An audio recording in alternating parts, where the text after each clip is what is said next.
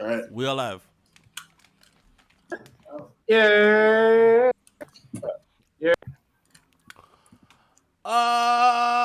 Howdy do to you, my niggas. Ladies and gentlemen, this is your host, 90, aka Q-Ray, aka the Human Lashing Machine, aka the Hot Tech Intellectual, aka Young Giga Drill, aka the Nigerian Don Dada, aka Lil Heart Attack, aka Iyasu Toku Ganja, Miyamoto Too Flashy, Hattori trapping out the band, I don't pay for my Netflix, I got people for that, aka Atlanta's original Otaku, aka the Millennial Falakuti, aka the Pagan Slayer, aka Bugs Money.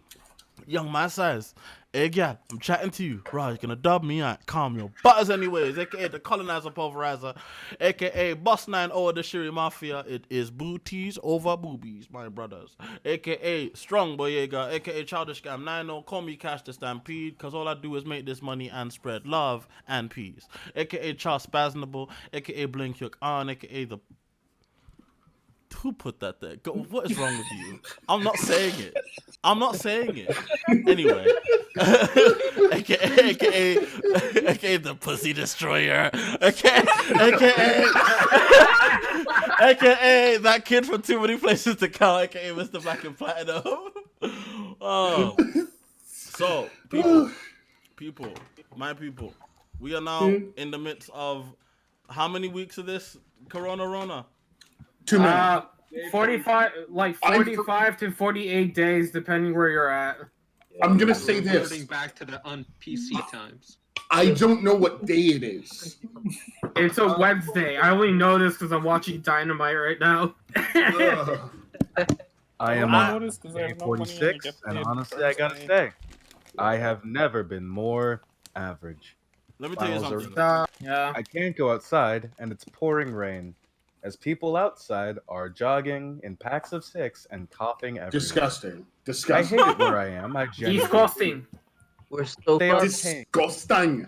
How are and I people? will never forget the fact that they're paying me. People be like, okay, so we stay inside for a bit. Like, we can go out now, right? Has anything changed? No, but we can go out now, right? Nothing has fucking changed. Nothing has fucking changed. Oh God. Florida's Well, across. I'm in New Jersey. I'm not allowed to go out, even if I mean, I am, but like, I'm not going out. Fuck that. Do you think Fuck. they're gonna roll up on you? Dude, I'm in New Jersey, Wait, Definitely motherfucker. got the voice. I'm in South Carolina. I've There's got o- Georgia on one end and Florida on there's o- another. There's Death over awaits me. 100. There's It's over embraced. 100K people infected here. Well, Fuck that well, shit. well, One thing is clear. You don't got Georgia on your mind.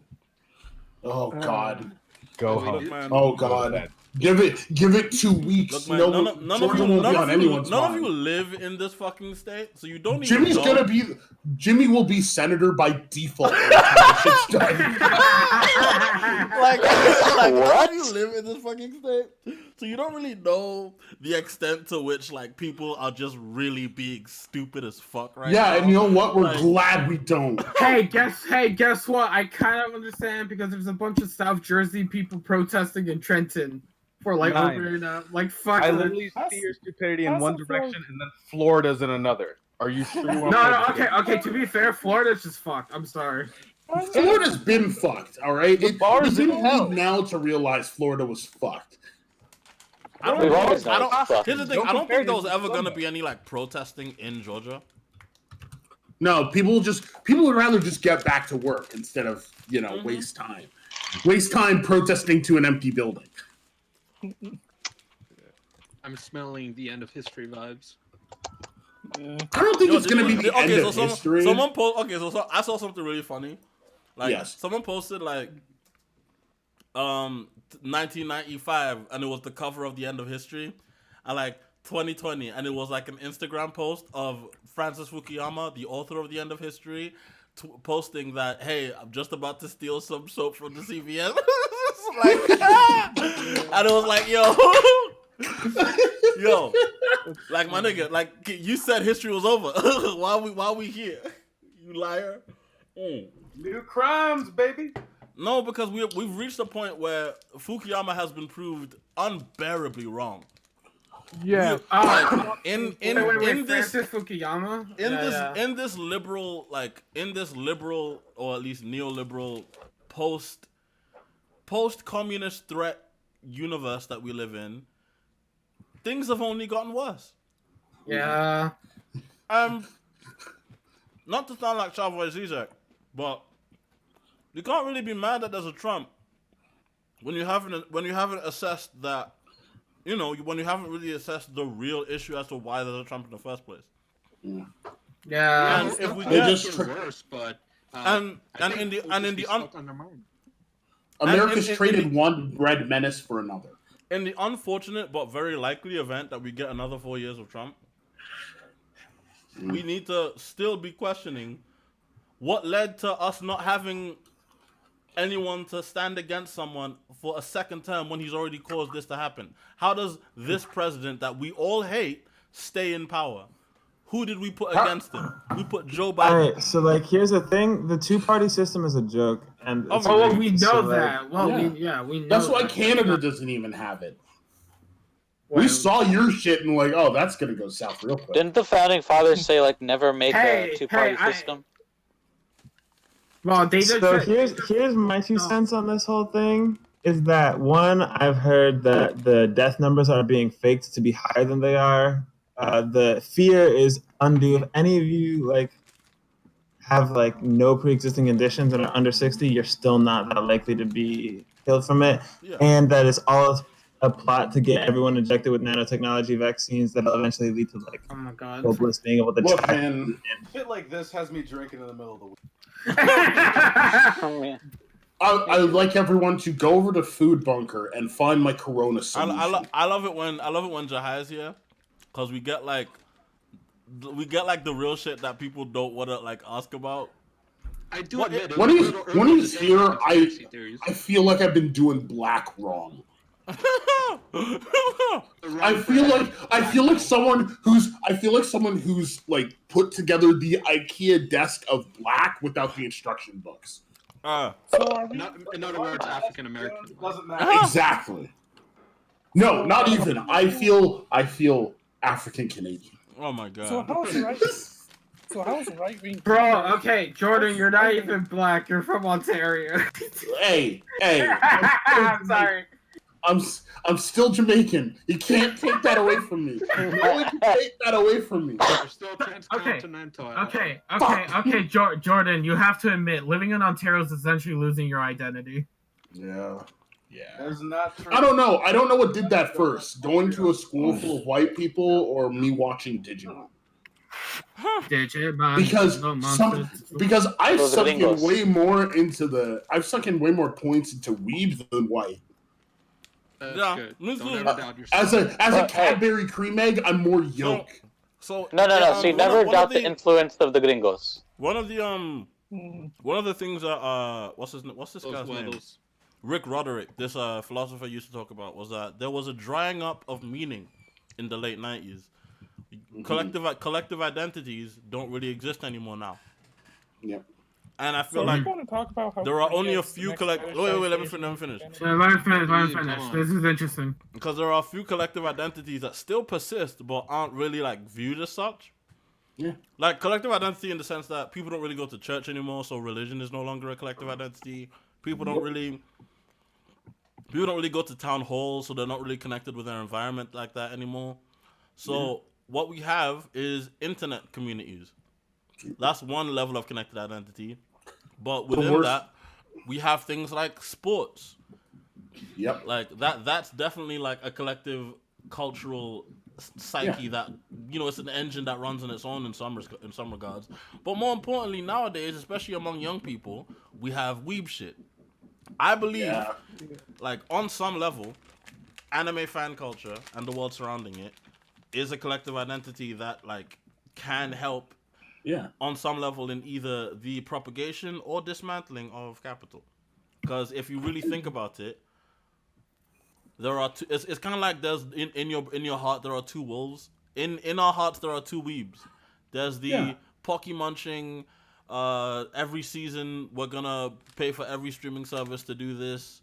Naruto headband wearing. We're gonna buy every single. Fuck. We're gonna buy every. And the other one's gay. Wait. To fucking Angel Woman. But then the other weeb in you, is gay. It's very gay. Yeah, no. Very gay. No, but like the other weebin you is like they're not only are they gay. Yes. Not But only they're are they cultured. gay, but Yeah. they also fucking The how can I say shonen this? heads are gonna. no the shonen heads. the other side of the other weebin you is more antisocial, anti-consumerist on a level. Like if you're an anime fan, there is some strain of anti-consumerism in you, but especially if You're you've very been much let the radical gay weeping you out. like there's a lot of people, especially if you've been a weeb for like since before the age of Crunchyroll, like you definitely remember a time when this stuff felt a lot cleaner or like a lot less icky as far as like the brand names and everything getting involved with it was. So now I feel like there really needs to be some level of push with the people who know what they want anime to be or how anime used to be against this kind of wave of what it's becoming. And I think that in and of itself, in the way that we live as weebs, is the way that we can engage some level of class action. Because that way, once you show solidarity with things like the nature of the anime industry pushing down on artists, the nature of piracy not necessarily being the biggest threat to animation, you know? Because at the end of the day, if you like anime, there is a part of you that just it's naturally you go against the norm, even if it's just slightly. Your idea is just going against the norm. Wait, so does that mean that the thing that is preventing anime fans from enacting a socialist revolution are shonen heads and seasonal heads? Yes. Yes. Wow, I know my target now. Look, it's very simple. In your heart, half of you is the SoccerCon 2009 commercial. The other half of you is that one quote from the Mighty Number 9 trailer. No, not to become more clinical, Lord Ozai. Clout Lord Ozai. Not to become more clinical, but like on some level, every weeb really wants to feel like at peace with what they like. Yes. Without the strain of the world looking down on them as some kind of weirdo, right? Can we talk about how? We will talk about it later. Give me a second, Sheep. Every weeb wants to feel like every weeb wants to feel comfortable, not normal, because fuck being normal.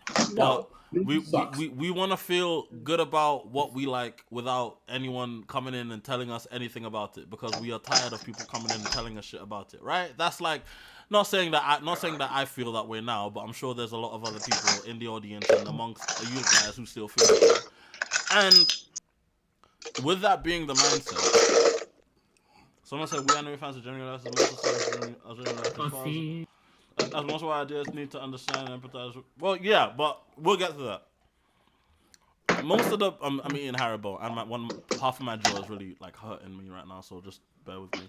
Most of what we watch as anime fans does have a big left tinge to it, but we have to accept that a lot of what anime has the same, fascistic hero text that we've seen in most media dating back to the fucking 1800s, you know? Yep. All right, Nines. If I may ask you a sort of interview. What? Like, let me know if that's all right. Yeah. On the record. What would you say to all the budding weebs in isolation right now who may be turning to anime for entertainment? What would you say they watch? What would you say they choose? And what would you say they stay away from? Well, wait. Come again, and get close to your mic. For all the soon-to-be anime fans and weebs in isolation, the weeblets, if you will, what would you say they should watch, shouldn't watch, and what should they turn away from just as a whole with regards to anime practice and sourcing? So you're saying what I think they should and shouldn't watch? Ooh. Yes, I mean, where they ooh, I have a. So my thing is, watch what you like. That's first and foremost. Don't watch what people tell you is the hotness. Don't watch what people point to you as like the highbrow stuff. Fuck highbrow. Fuck like the shit that people fuck it. Watch God Eater. Because when people say this has artistic merit, when something says this is good, this is merit worthy. This is of class. Like, is he gonna say it? Can we ask the question? Please say it. Please say of merit to who? Of merit to who? To who? To who? Say the line. Of merit to who? Say the line, Jimmy. Just say it. It's of a Euro who? Eurocentrism does not have to win, dog. And not only that, but like, cause like it's kind of nuts. That's what I have to say. Like, who is saying this is merit worthy? Who is saying these stories are the ones that have to be told? Why is Legend of the Galactic Heroes the best anime ever made? I know it's good. I know it's good. I'm sure it's good. Why is Gundam Iron Blooded Orphans the only good modern Gundam? Why did you go back to 2007? Wait, no, Iron Blooded Orphans is a good modern Gundam. Yeah, it's the only it's the only good modern Gundam. No, it's not the only good one. Okay, Jordan, when we say modern, do you mean the past 10 years? Yes, past 10. Okay, yeah, no, because if we're talking past 20 years, I'm like, bro, there's a lot of. What about Thunderbolt? What about Thunderbolt? Thunderbolt's sick. Or does Universal Century just not get does Universal Century just get a pass regardless of where it is? Yeah, kind of. I feel the topic veering off. Anyway, regardless. So look, no. We do have a topic. The topic is The topic is like as weebs, is there more left in us than we think? And I guess absolutely. I guess to say this much. Being like of a left mindset, being of a mindset that goes against the constraint. I mean, shush. I mean, every day is a hell. It is horrible. Hey, shush. Hey, shush. No, I'm not letting you lot do that. Shut up. Come on, man. Hey, keep quiet. We're here to encourage, not discourage. Come on. See injustice everywhere, and part of your soul dies. Storyteller, aren't you in my Discord? Come into the call, guy. Like you're here. Storyteller, okay. So where's Yao? So Yao can talk about how Storyteller and you are the same person. Yeah, Yao keeps telling me that me and Storyteller are the same person, and it's like, come on, dog. I don't know, man. I mean, wait, is he a British Nigerian? Like, I don't know if he's British. I don't know if he's Nigerian. Jimmy, probably. I don't know if Storyteller's Nigerian, but he is. Does he live in Atlanta? So, Jimmy, no, he lives in London. Is Storyteller just Senpai Fantastic all over again? No, Storyteller's not Senpai Fan. Go away.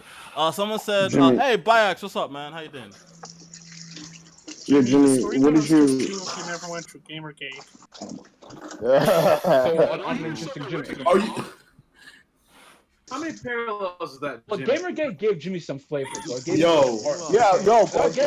I low-key had to save Jimmy from Gamergate because that nigga was stupid. Look, it's very simple. The main reason why I ended up here. That was just like, yeah, you saved. Wait, hold on. First of all, Jalen, I saved saved myself, but you helped. No, you didn't. Nigga. If I was not there, you'd still be on some judge shit. You did help. You did definitely help. You helped him fight the shadow. Yeah. Yo, he was like Sora. To my reveal your true self, pulling me out the Jimmy. fucking dark. Pulling me out the dark. And low-key, it didn't really take much. It just had. I'm like, no. Why are you so angry like that? Sanctuary is the best song. Jimmy, is Clarissa Kyrie then? Sanctuary. Sanctuary is the superior song. And there's a lot of background noise. So, I know. Is Clarissa Kyrie? What are we talking about? Jimmy, what did you want to talk to me about? Who is ripping their the ball loud as shit? Oh yeah. It sounds like someone's mowing their lawn. No, they're ripping a bog. It feels like there's different audio qualities and they're all like clashing with each other. So It feels like there's 3 different streams going on. Yeah. Can we talk about how Korea is just now new fetishized Asian identity? I mean, it always has, No. it has been for the past 5 years. Why? Oh, you don't need to single out a single country for that. Yeah, That's a very broad brush there. That's human nature. That's like any Asian country. I don't know if that's human nature. Whoa, we don't fetishize Vietnam, okay? Yeah, it's not any. Someone said Togo gang. Wait, Togo gang. Clout Lord Ozai, are you? I don't know who this person is, but I feel like they know me from like a long time ago. But anyway. Okay. So what did you want to talk to me about? Oh yeah, Jaren. No, I wanted you to be. Yeah. I just want to run the whole like podcast network thing by you. But okay. Yeah, and also like what did you say you wanted to do on YouTube? What was your YouTube idea?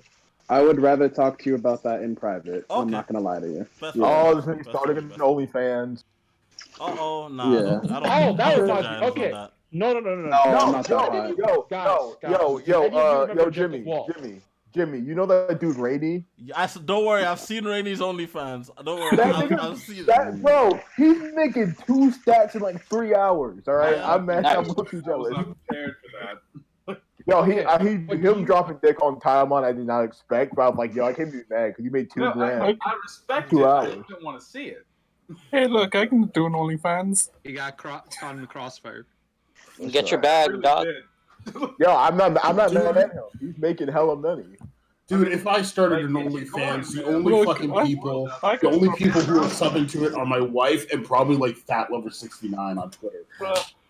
Bruh, if I start an OnlyFans, I can just go a fucking like what if Cullen actually did get naked. Dude, if I Dude, I'm trying to see that butthole though. What's up? What's good? Oh my Become God. no, become a furry OnlyFans. Just suit up, throw a bikini over it. Yeah, they won't know any better. You know you're gonna get money, right? You are going to get money. Oh yeah, because furries tend to be rich. Bro. Furries are the bourgeois. Well, no, it's not that they're rich. It's that they invest deeply into what they like. Big up the London Massive. You know, I respect it. Like, for example, one of the guys from fucking ICP, his daughter's a furry. Someone in the comments said some dudes in my Japanese class were arguing about the morality of OnlyFans, and they said it was bad because it's weak men empowering women. And it's like, you know what? So what if it's weak men empowering women? So what? At least women are being empowered. That's a tick. At least women are being empowered. So what? But hey, look! It's weak men empowering women versus weak men empowering bullshit. They can be empowered. They can be it's not like Twitch. They can be empowering some like negativity type shit. They can be giving storefront. I will never ever dock a woman down for doing an OnlyFans. However, if you're a man purchasing OnlyFans, I have no respect for you. Dude, Why can't men do OnlyFans? Huh? No. I said purchasing. Oh, purchasing question. OnlyFans. Question. Yeah, Are you because you should be putting your money towards many things. Well, hold on. Let's delve into that. Are you going to buy like porn? You're using your rent money. No. I have bought porn. You're not down with buying any type of porn whatsoever. No. See, that's the thing, Jalen. Yeah. I don't buy porn. I don't think I've ever done so. I'm not saying if you do currently. I'm saying if you are 100% against buying porn. Look, kinda, yeah. To me, porn's like water. It's like what's on the tap. The problem is, what about physical thousands? I don't even watch porn. I just read dojins. What if you buy? Would you buy a dojin? Dojins are free. You can find dojins for free. Here's why dojins are superior. Let me tell you. Are you against buying it because you know it? You can get it, or are you against supporting said artist? Okay, I'm just against paying money. I hate money. Hold on. Okay, that's different. We need to stop thinking of porn as an industry because basically porn is one big Twitch dono.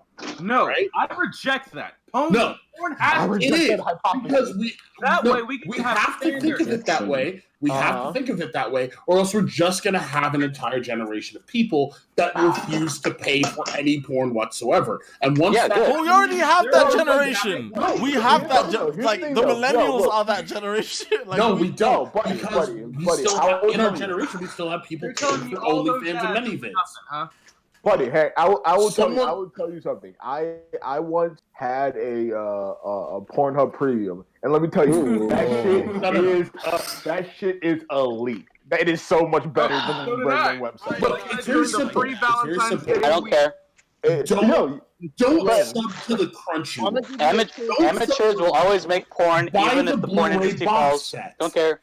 Dojins will still exist. Humans will always find better ways to get their rocks off. That doesn't mean they gotta pay a cent for it. My thing don't pay to stream. My thing is, if it's so serious that you're gonna, If it's so look, man. My thing is, if it's so serious that you're gonna dash bare money at some gal over the internet, just go get a hooker. I'm serious. If it's that get more out of it. What if you want to help out the guy who's drawing your fucking dash and shit? No, guys, let me tell you something. You say go out and get a hooker. That takes effort. That takes effort. Attention all fake brand. This conversation has been distracting me. You know what? On some level, more effort than sometimes you're willing to expend on some level, that's where the weak man part comes in. Like if does it how much does it mean to you? Are you how much? Like aspects of your sexuality? You know, this conversation's been distracting me. How much does a dollar cost? How much does a dollar cost? How much? $1. No, look, I'm worried. It's all gonna hit me at once. It definitely will if you're on your 8th shot. Look, all I'm saying is, snowball at the top of a mountain, buddy. Yeah. We can all stream anime for free in the state that it's currently in. We can do that. Yeah, that a Plex server. I can watch all movies for free if I want to. Exactly. But here's the thing. If we get to a point where we reach max saturation of people not paying for anything, then the industry can't make money, so we'll run out of the shit we like. Here's the thing, though. This isn't about anime. I'm not saying that you have to pay for it. I'm just saying someone else has to. Let me ask this. Does OnlyFans exist under communism? Yes. No. Because by that premise, the entire pool of the OnlyFans platform should be shared among all users because they all have the same end goal, and they're all passionate about the same. No, hold on. That raises the question: do you mean real communism where there's literally no money? Yes. Then hypothetically no, but kind of yes. So are you saying under communism? Mooney, it wouldn't be your OnlyFans. It would be our OnlyFans. No, nigga, that's not our fans. Okay. Hey, Errol, shut up. You guys are misrepresenting communism.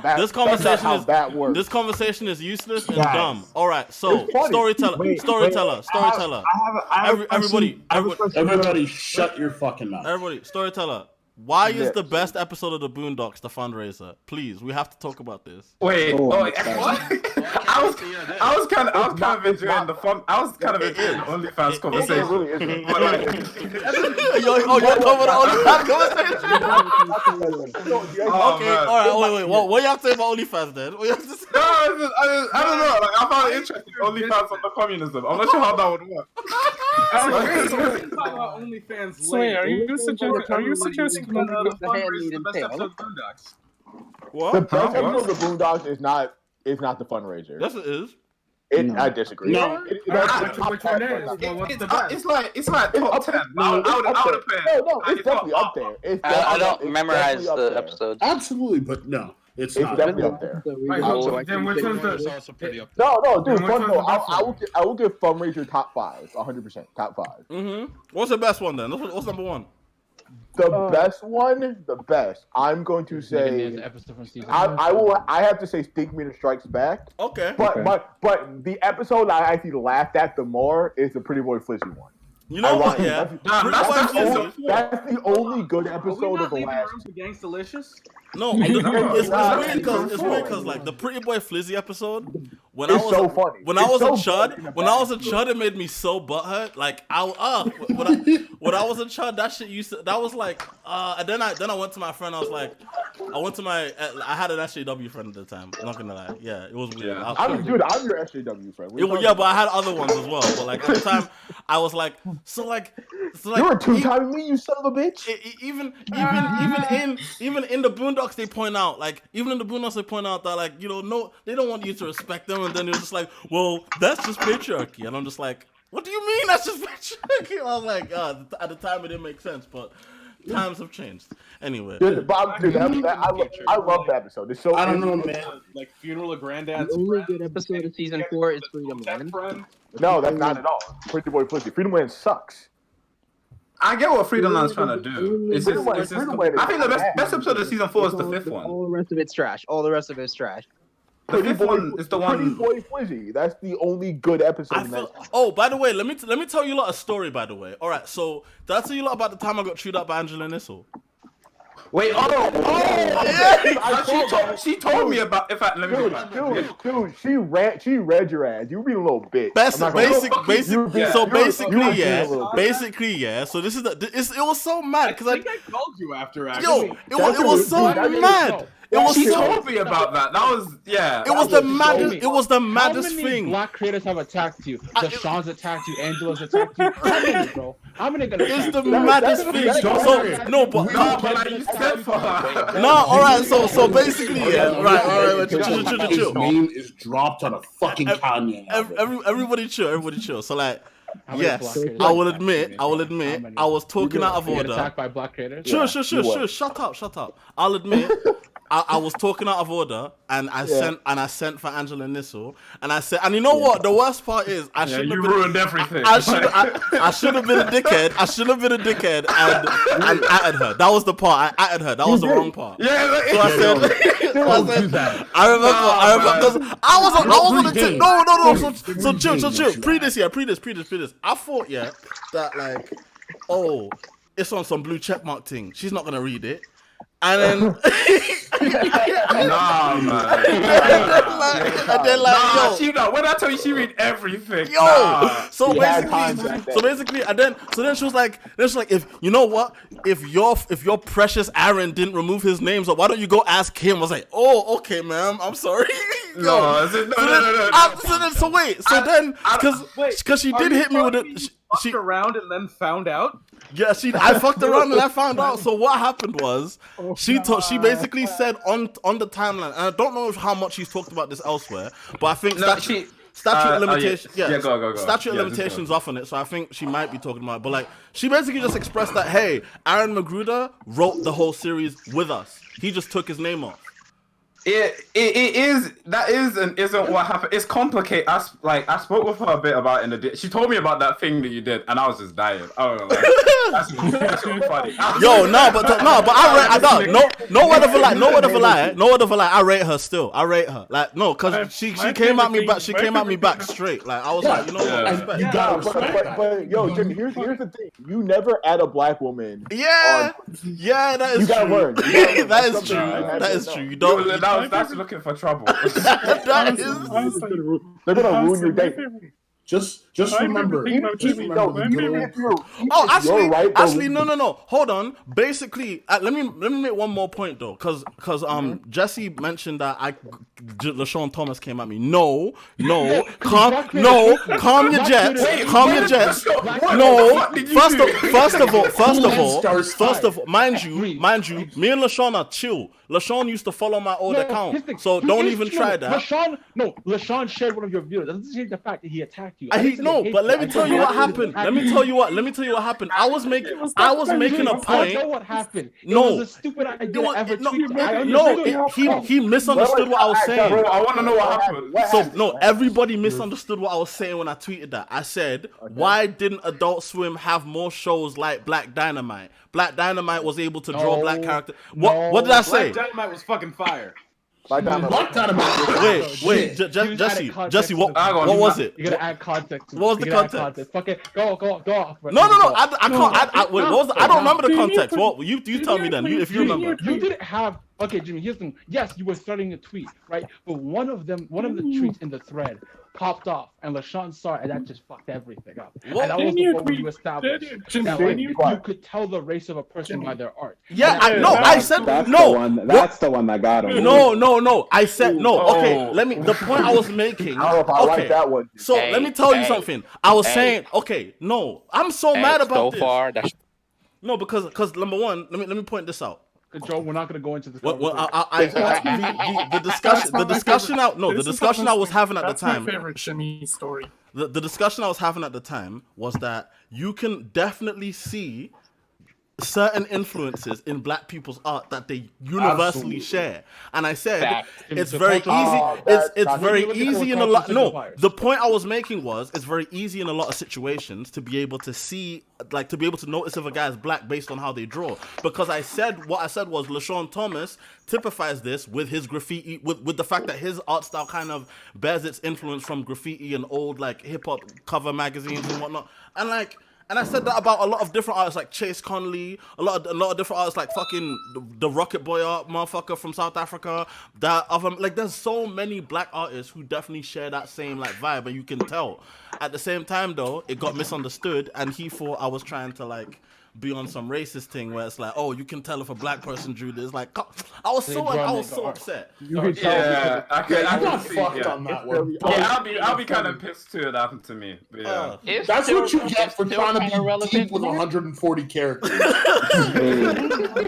That's the shit you get. You out here trying to be nuanced. Who was the guy who was talking about how he talked to the writer from the Boondocks? What did you talk to her about? I want to understand. Oh, okay. What did you talk to her about? That sounds cool. Okay. Some stuff, it's complicated because some stuff I'm not allowed to say, but like the gist of it. Wait. For very obvious reasons. Yeah, come on, don't ask that. Come on, shut up. Continue. Wait, okay, we'll start. All I'm saying is, in the past and in many legal statutes and precedents, Wait, just let him talk. It's often common that an NDA can't be talked about due to the NDA. Yes. That's all I'm saying. It's a legal precedent that has been. I mean, I don't like an NDA, but like I got in trouble like a couple times, and it wasn't. Okay. Yeah. Also, snitches get stitches. Just go. That is Yeah, also exactly. the statute. Okay, fair enough. So like, we get it. but the general gist is just basically I was talking to her about like season 4 and Aaron's involvement in it and so on and so forth, and like Aaron. Alleged. Aaron's involved. No, 110%. Aaron's involved. Like, oh no, because she came into my DMs telling me about all of the things, dog. So I already know. She went in your DMs. Wait, she went in your DMs? No. It wasn't DMs. It was DMs. It wasn't even DMs. No, let me not lie. It wasn't DMs. It was mentioned. I'd say that hit because she said like she was like. Basically, because she went through a lot during that time period. Like, apparently, like someone in her life died around that time, and then, like, obviously, like, imagine. So, like, I feel like a dickhead still. No, because everyone's sending for her. She's like, "Fuck Angela Nissel. She fucked up the Boondocks." And she's just getting sent all this shit. Like, Aaron's just got scot free. Why was I the one? Why was I the one though? Seasons, I'm moving on to Black Jesus, and that's it. Yo. It's mad still, cause like, okay, so I can tell that the whole situation for like the Boondocks and all that was just so like dead for them. You could tell that it was dead for them. Like they definitely wanted things to be a bit different the way it went. Yeah, so then why did it go the way it went? That's the question I want to know. Why didn't they just make it good and making it bad? Wait. Hold on. Because I want him to finish his story, but like, because I'm trying to figure out why it went the way it did. Like, what if Aaron was involved? Why was season 4 so bad? Aaron can write bad things. Yeah, I know.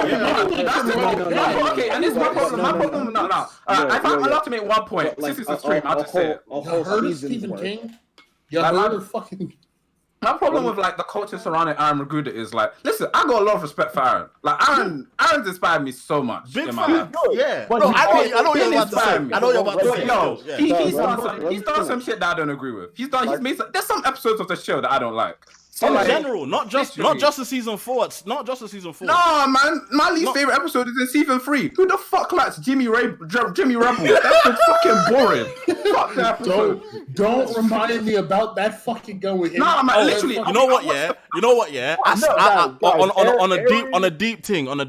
I hold resentment towards the Jimmy Rebel episode because. They said it was the Nigerian monkey virus. Like they said Nigerian something. Nigerian monkey virus. Oh, yeah, I was like, yo, I'm Nigerian. You're Nigerian. Wait, storyteller, you Nigerian as well? Yeah, I'm Nigerian. Hey, okay. I told you, Jeremy. Storyteller, you just have to move to Atlanta now. Who's to say is Wait, what? there? Aaron's a good writer, but he's written a lot of he wrote Red Tails, and that movie was kind of trash. He didn't write Red Tails. No, he didn't write Red Tails. He co-wrote it. He co-wrote it. For Red Tails. So he wrote. He was his name was on a bad movie. What the fuck are you talking about? Nah. To be very honest, to be very honest, I needed Red Tails. I'm not gonna let you do that. I needed Red Tails. Look, Red Tails look cool. Red Tails was written terribly. Red Tails could have been Listen. Red Tails is written terribly. I can't defend that. I can't let y'all do that. I can't let y'all do Red Tails because Red Tails is the reason why it made me the history buff I was now because little old me didn't know. Listen, little old me didn't know that the Germans had jets, and I was like, wait a minute, the Germans had jets? That's a lie. Look it up. Holy shit! And now I know everything about War II. Fair enough. Also, guys, Black Jesus is okay at best. Again, there's a culture surrounding Aaron that everything he does is perfect, but no niggas watch Black Jesus. I thought Black Jesus was funny, but it was like it was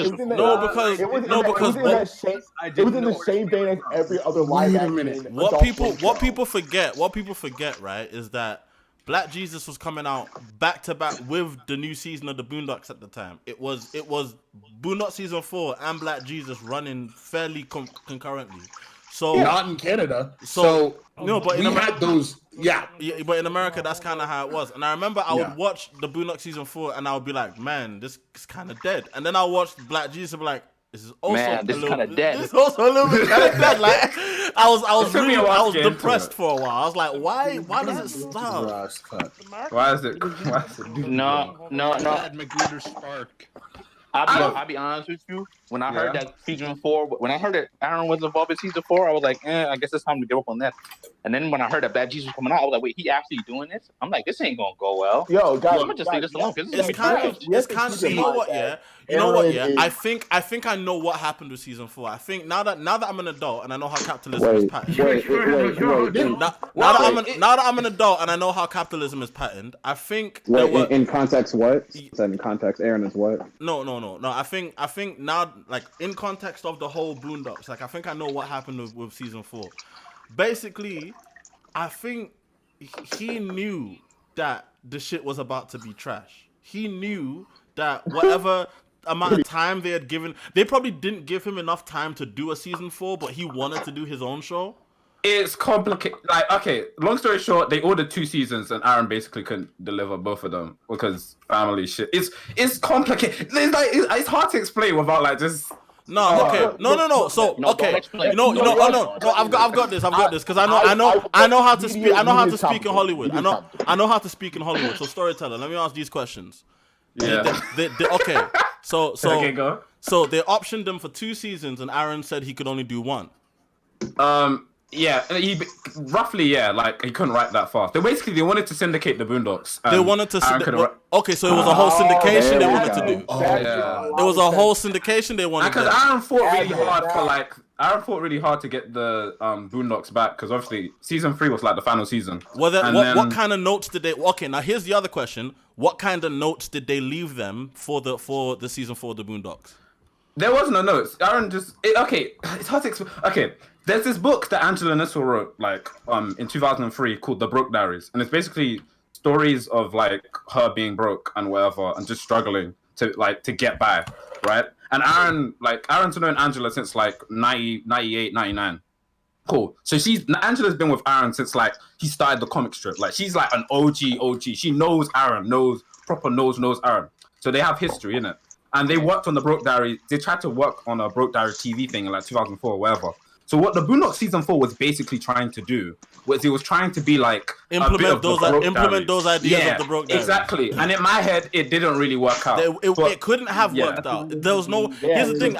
Here's the thing, though. So on a level in storytelling, there are no in storytelling, right? There are tools you may have, especially when it comes to like a universe or like a writing style or a genre. Hold on. There are tools you may have in a genre or like with a universe that allow you to do certain things really well, but are not necessarily suited for others. As far as the Boondocks is concerned, it was in no way suited for a Jefferson style rejiggering. Like, you know what I mean? It was in no way. Yeah. It was not suited for that. It was not suited for like, oh, now they're all broke. It was not suited for that because a lot of the gags of the Boondocks came from the fact that they were able to eat. This was a black family that was able to easily integrate into white society. That was the gag of the Boondocks. That was in and of itself one of the running. It's the thing. It's the thing that. No, but like I get what they was going for. Like there's some cool strip callbacks. Yeah, but it's one. The other issue is that Boondocks is not meant for overarching plot lines in that. Absolutely not. So Well, one at a time. Like the whole idea of the Boondocks. Can we talk about the levels of fetishization in the Boondocks that never really came to fruition? No, we're never going to talk about that because Aaron can do no We don't wrong. have to. Wait, one level of fetishization. I want to talk about it. Fuck you talking about, my nigga. So you don't Let's get remember real Mr. conversation. Dubois' wife mixing him with every other light-skinned man? Wait, that was really a fun one. I love that one. You know what? Yeah, Yeah, I I'm 100. I was 100%. No, I'm 100% behind the way the Dubois family was portrayed in the Boondocks because absolutely. Are you talking about fetishization as a joke? Because again, once again, as I said in the pre-show to this, I'm a big fan of cautionary tales. So I think that Tom Dubois should be a cautionary tale. Yeah, but does Tom Dubois function as a cautionary tale? He gets possessed by ghosts. He gets played for jokes. He has a white wife who loves him, but at the same he 100%. Does she love him though? She loves Obama more. She said him like twice. Like. But it's not cautionary. It is cautionary. It is cautionary. It's cautionary. Consequences. They have a kid. No, it is cautionary because it's about an emasculated black man in white society. Yep. But is he emasculated? Yeah. 100%. What are you talking about? Who he is. Right. If you're gonna hold on. Now if you're gonna say 100%, explain. Okay, so now we get into the fundamental. We can hear you, Shane. So now we get into the fundamental discussion of black masculinity and what counts as emasculation, in terms of black men. And you know what? Yeah, Tom does kind of count. Tom does kind of count in that regard because Tom basically Obama. No. No. Tom, No. you know. No. Wait a minute. Wait. Trying to lead everybody step back and learn. Okay, let's have a serious conversation. Wait a minute, guys. Obama became senator of Chicago. Wait, Obama ran for Chicago Senate in 2005. Not Illinois Senate. Why would you get if he's why would you give him a Illinois white? You don't get How would it Senate make of a any town. sense? You might get rep. Yeah, he was an Illinois senator in 2000. So he was an Illinois senator in 2005, and he was a lawyer before that. Yep. Yeah. But the thing is, Aaron is from Chicago. Yes. It wouldn't make sense, Jimmy. Why wouldn't you give him a black wife? Would you give him a white? That's not the point. No, but like he's supposed to be like he's supposed to be like What do you mean? What are you talking about? It doesn't make sense. It makes 100% sense. White. Okay, so wait. Obama,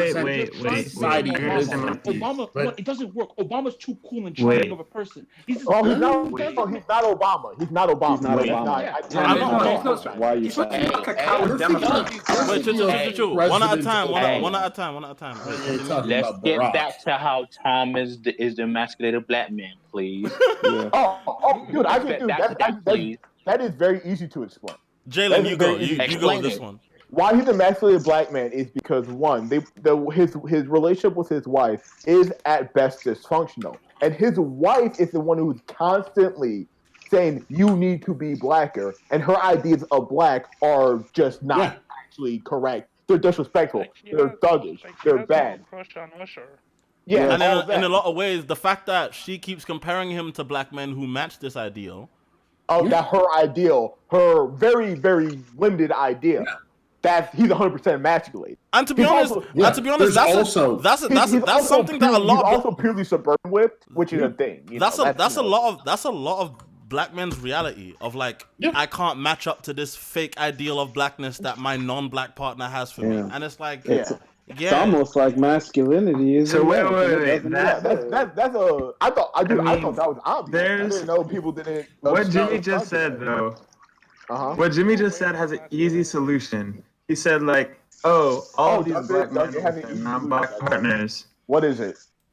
All these black men with these non-black partners feeling like they have to live up to this ideal of hyper-masculinity that's forced on black people. Well, there's an easy way to avoid that. Just have black partners. Exactly. I've been telling niggas this for years. I've been telling niggas that for years. Here's the problem. No. Here's the problem. Here's the problem when your black partners expect you to live up to the same thing. Let's talk about that. If you're gonna be serious, be fucking serious. Yeah. All right. Let's talk about it. That's true. That's a different conversation. That's a different conversation with different optics and different perspectives. Exactly. Okay, fair. That's fair. Are we willing to make it's a real conversation? That's a real conversation. That conversation has to do with like the whole cultural setting and the values that were placed on and in black people by white. Well, like, I want to quickly say one more thing about black people start to reproduce those ideas. Like in quarantine, where most of us are like locked away with like either by our damn selves or with our quasi significant others at the furthest. Why when this conversation matters the most should we not have it? What do you mean? Now. He means now is this cultural moment. In the moment now. I mean, philosophically speaking, when the game, we can. We would just. There's no public to watch. Why shouldn't you be able to determine within yourself what your masculinity, black or otherwise, means to you and how you interact with your partners from there? So my argument here is very simple, because as someone who's done a lot of like growing in this regard and having, when I say growing, I mean like learning to accept other people, if that makes sense, and like learning to accept what I mean to other people as far as my identity is. As a black man, you kind of have to learn to be comfortable. You kind of have to learn to be comfortable with being viewed as, on some level, on some level for no reason, as either the coolest person in the room or as the weirdo who doesn't embody what anyone thinks they're supposed to be. Those two, that raises edge. That raises edge is. I have a point here that will like shatter. We are singing, right? So, Jimmy, what you just expressed is one way of dealing with things, right? Okay. So this is the way I adopted for 90% of my life. Right? So you go into any situation with any situation at all, right? Especially in this context, like with white people, right? You have two options to sort of play into that, right? Feed off the like, I'm going to use my blackness to like be the coolest in the room and like socialize and do it that way, or you could confront their expectations of you and in the vibe and in your words and everything that you say and do, you challenge the notions that you've been given, right? And sort of like it's kind of like wait, okay, so not to wait, hold on, Jimmy, like direct. Are you saying do that directly in a like talking directly to them in a conversation? I mean, it could be easier than that. Like, okay. Even a good example that both me and Jahai lived through, because this he's gonna get a kick out of this. When both me and Jahai met at video game camp, Look at these fucking. This one time at band camp. So when we met, both of us we became friends super quickly because we're all both in the same shit. We're both black. It was lit. It was cool times. But we noticed then that in the camp there were very quickly, mind you, some mindsets and like ideas began to form amongst people, especially around this one white dude. Yeah, there was so much fucking drama about this dude that was so like I can't even. Oh my god! Is this Asher? I think. Can you articulate? To circle it back real quick. To circle it back, I feel like basically. Here's the way that you would go about this.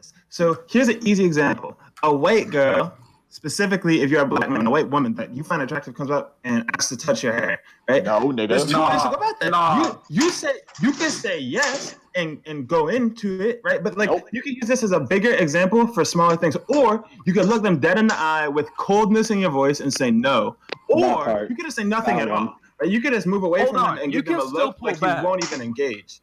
Right? So I feel like the approach that I'm talking about is not even engaging with it. Like people come at you with all these assumptions about who you are, but like ultimately you could just shut them down. Okay, but you have to understand that not engaging. My only issue with that logic, which I mean that's a perfectly fine thing if you want to do that.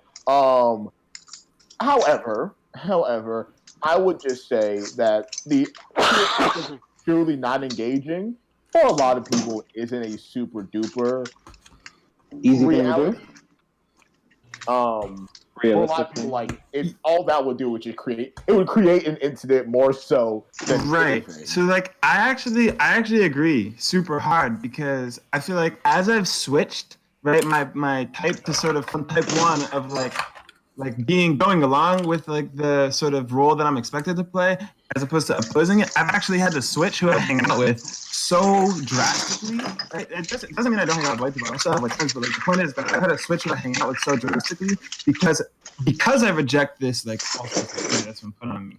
I have to sort of switch who I hang out with. This also relates to the sort of gender conversation. Someone's doing their dishes right now. I swear I could hear it. I'm sorry. That's me. My bad. Are you doing the dishes? Homie I'm literally doing the work. dishes. I'm doing the dishes. I'm sorry. Himself while he's doing work. Okay. So push the talk. So I feel like this relates to the sort of conversation I was talking about gender. We were talking about gender as well, is because like, all right, so Jimmy, right, he's confronted his gender and come out with certain conclusions. I have confronted my gender, right? I'm amask, so assigned masculine at birth, right? But I would identify as non-binary, gender neutral, just because the whole concept is rubbish to me. Like the way that it's assigned and all of the values there and associated, by rejecting those completely and doing whatever I want instead of what people expect of me, it makes my life like I can't hang out with like if I go out in a skirt, let's say, I can't like hang out with certain people because certain people will just be uncomfortable with that. Like I'm not saying I'm wearing like a crop top like tight skirt. Even if I was, that would be okay. But like I'm not necessarily doing that. It's not really me. But like. Only thing I would do is like critique like the color or something. I'd be like, "Are you sure that goes with those shoes?" Like, I'd probably comment on like the ratio of hair on the leg to the amount of skin showing under the skirt. I'll be honest. This is a conversation that's different from me because the thing about it is all the experiences that I hear people talk about having experience with people of other races. I'll be frank honest with you. I'm born and raised in Brooklyn. The only thing I've been around is black. In Brooklyn? Yes, in Brooklyn. Black and white crack horse. No, just East Flatbush and Canal. Just East Flatbush and Canal. And I'm gonna refine what I say. I haven't just been around, but I've been around. Nigga, that's what I've been around. That's all the fuck that's almost all the fuck I know till I got into college. So yeah. Hold on. So when you talk about the emasculated black man, somebody like me raised around just niggerdom, and you nowhere near raised that. Like my nigga, my family is 150% Christian, like. Even I'm so sorry. I know that feel. Yeah, because even the dead ones still believe. Listen. For all of you, I'm Christian as well, all right? Yeah. No. Anyway, Hold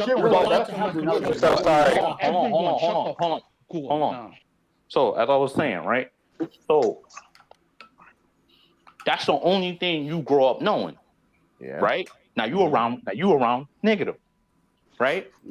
Yeah. You off rip are not displaying those features. So right, people are already looking at you like, yo, he's soft.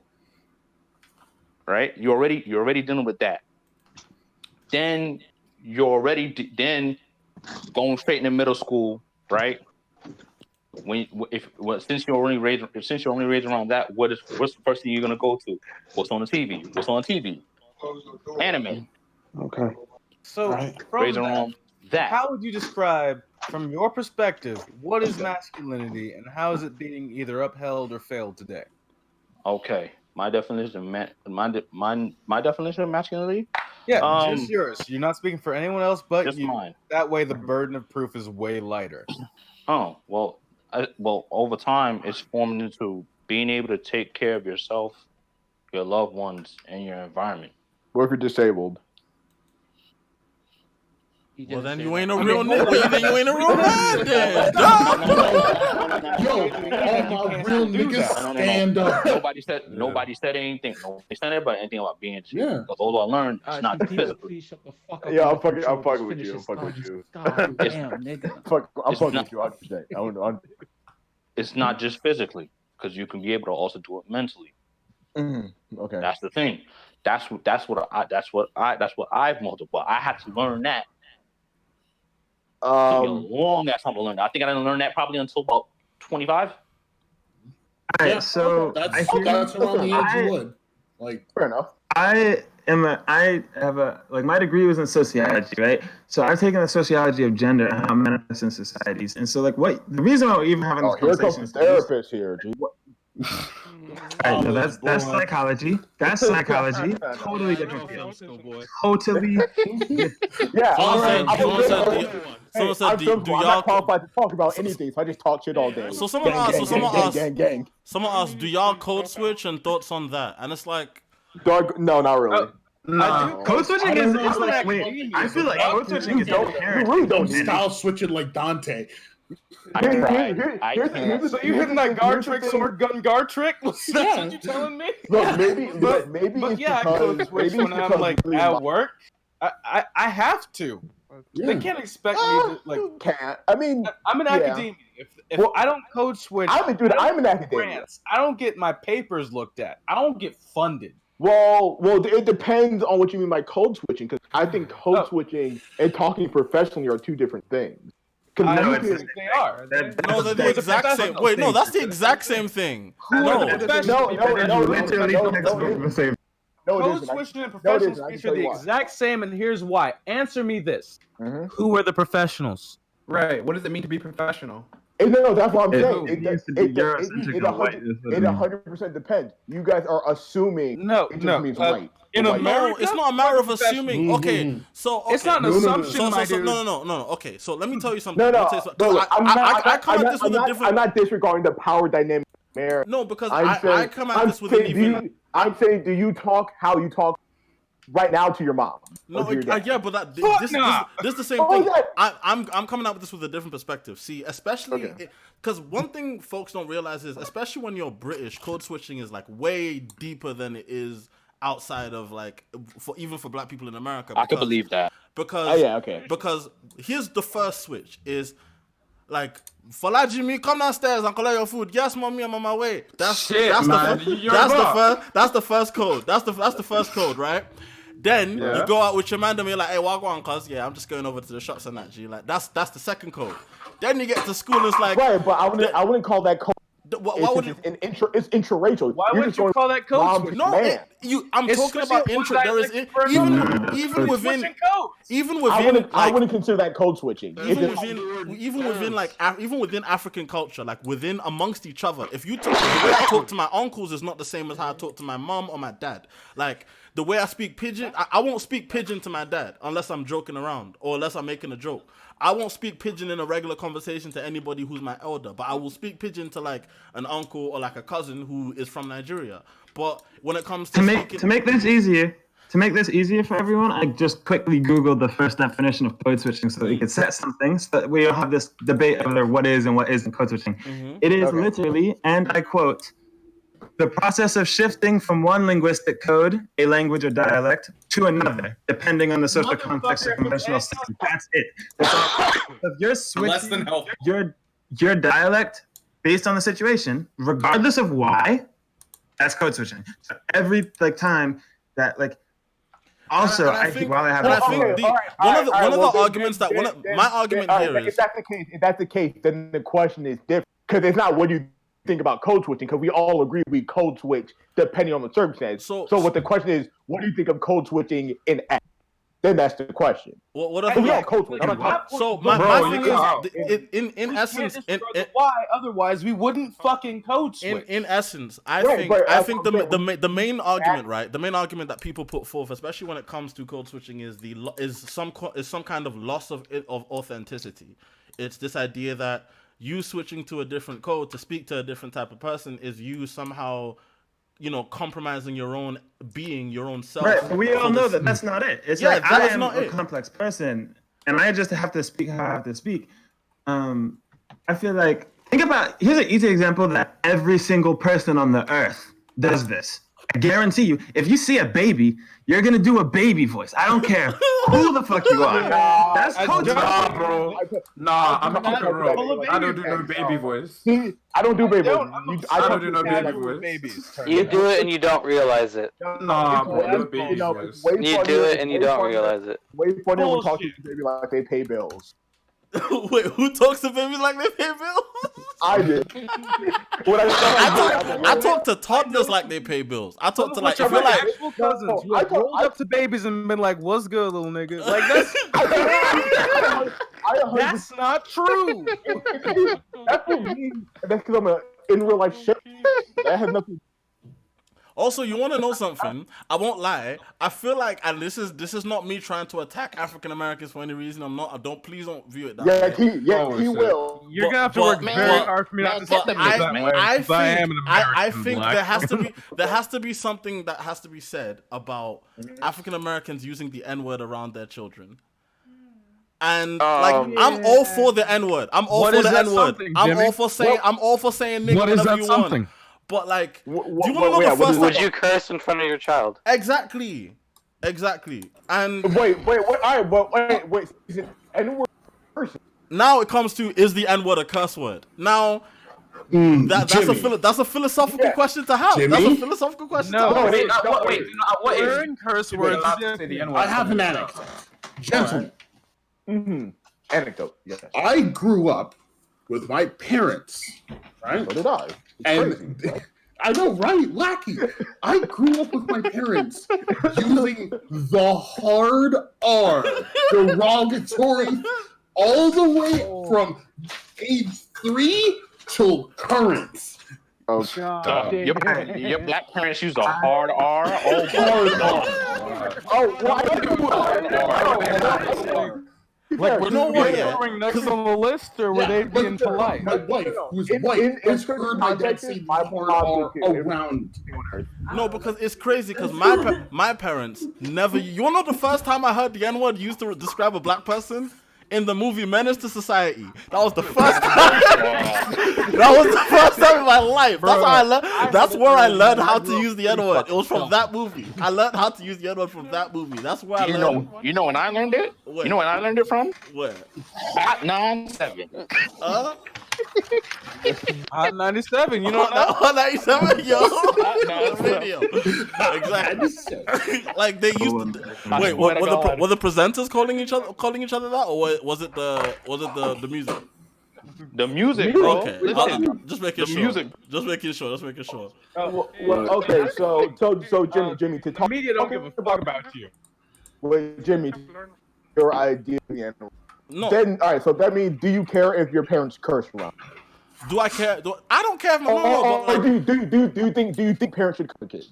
Do I think parents should cuss around their kids? I don't think you should cuss around a child under the age of 15. An impressionable child. No, you can't stop me, Jimmy. Under the age of 15?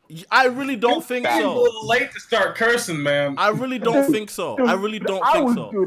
I definitely wouldn't say drop the hard R on a 3-year-old, but I'm not. You can't stop. Is 15 old? You can hear you say fuck. Yeah. The first time I heard my mom say the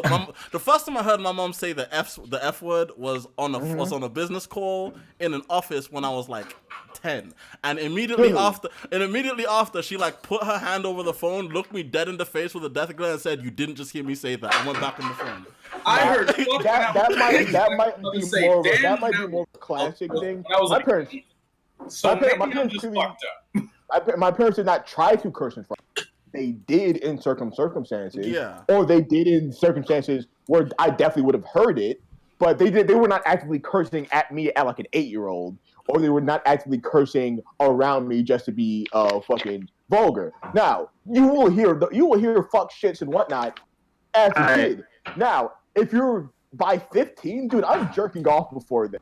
I don't think I'm not tugging my dick and then learning the word. Alright, wait. There's something that I feel we need to discuss. I feel like we need to discuss this relative to cursing. Okay. And it's that so as someone that puts a lot of value in what is said, I believe that if you say something, you have a good chance of bringing that thing into reality just by saying it. Therefore, there may be something genuine to cursing, but as the majority of society that doesn't believe in the ability of words to bring out effects like that, why are curse words bad at all other than that we've agreed on it? We have simply agreed that these things are bad and therefore they're bad, but there's no difference technically between the word spoon and the word fuck. Really? Even societally speaking, there's no difference between saying fuck and taking a sip of beer. Okay. Now we're talking semiotics. That's something we're not going to be able to cover in one thing. Goddamn right. Hey, look. By the way, just so y'all know, I'm still not doing this out of the entire goodness of my heart. I'm putting the Cash App link on screen right now. Oh, you haven't had it there the whole time? I'm disappointed. It's NINEOUH90 NINEOUH90 with a dollar sign at the beginning. If any of y'all feel so inclined to donate, to the Cash App, that would be nice. I got a question. I got you. I got a question.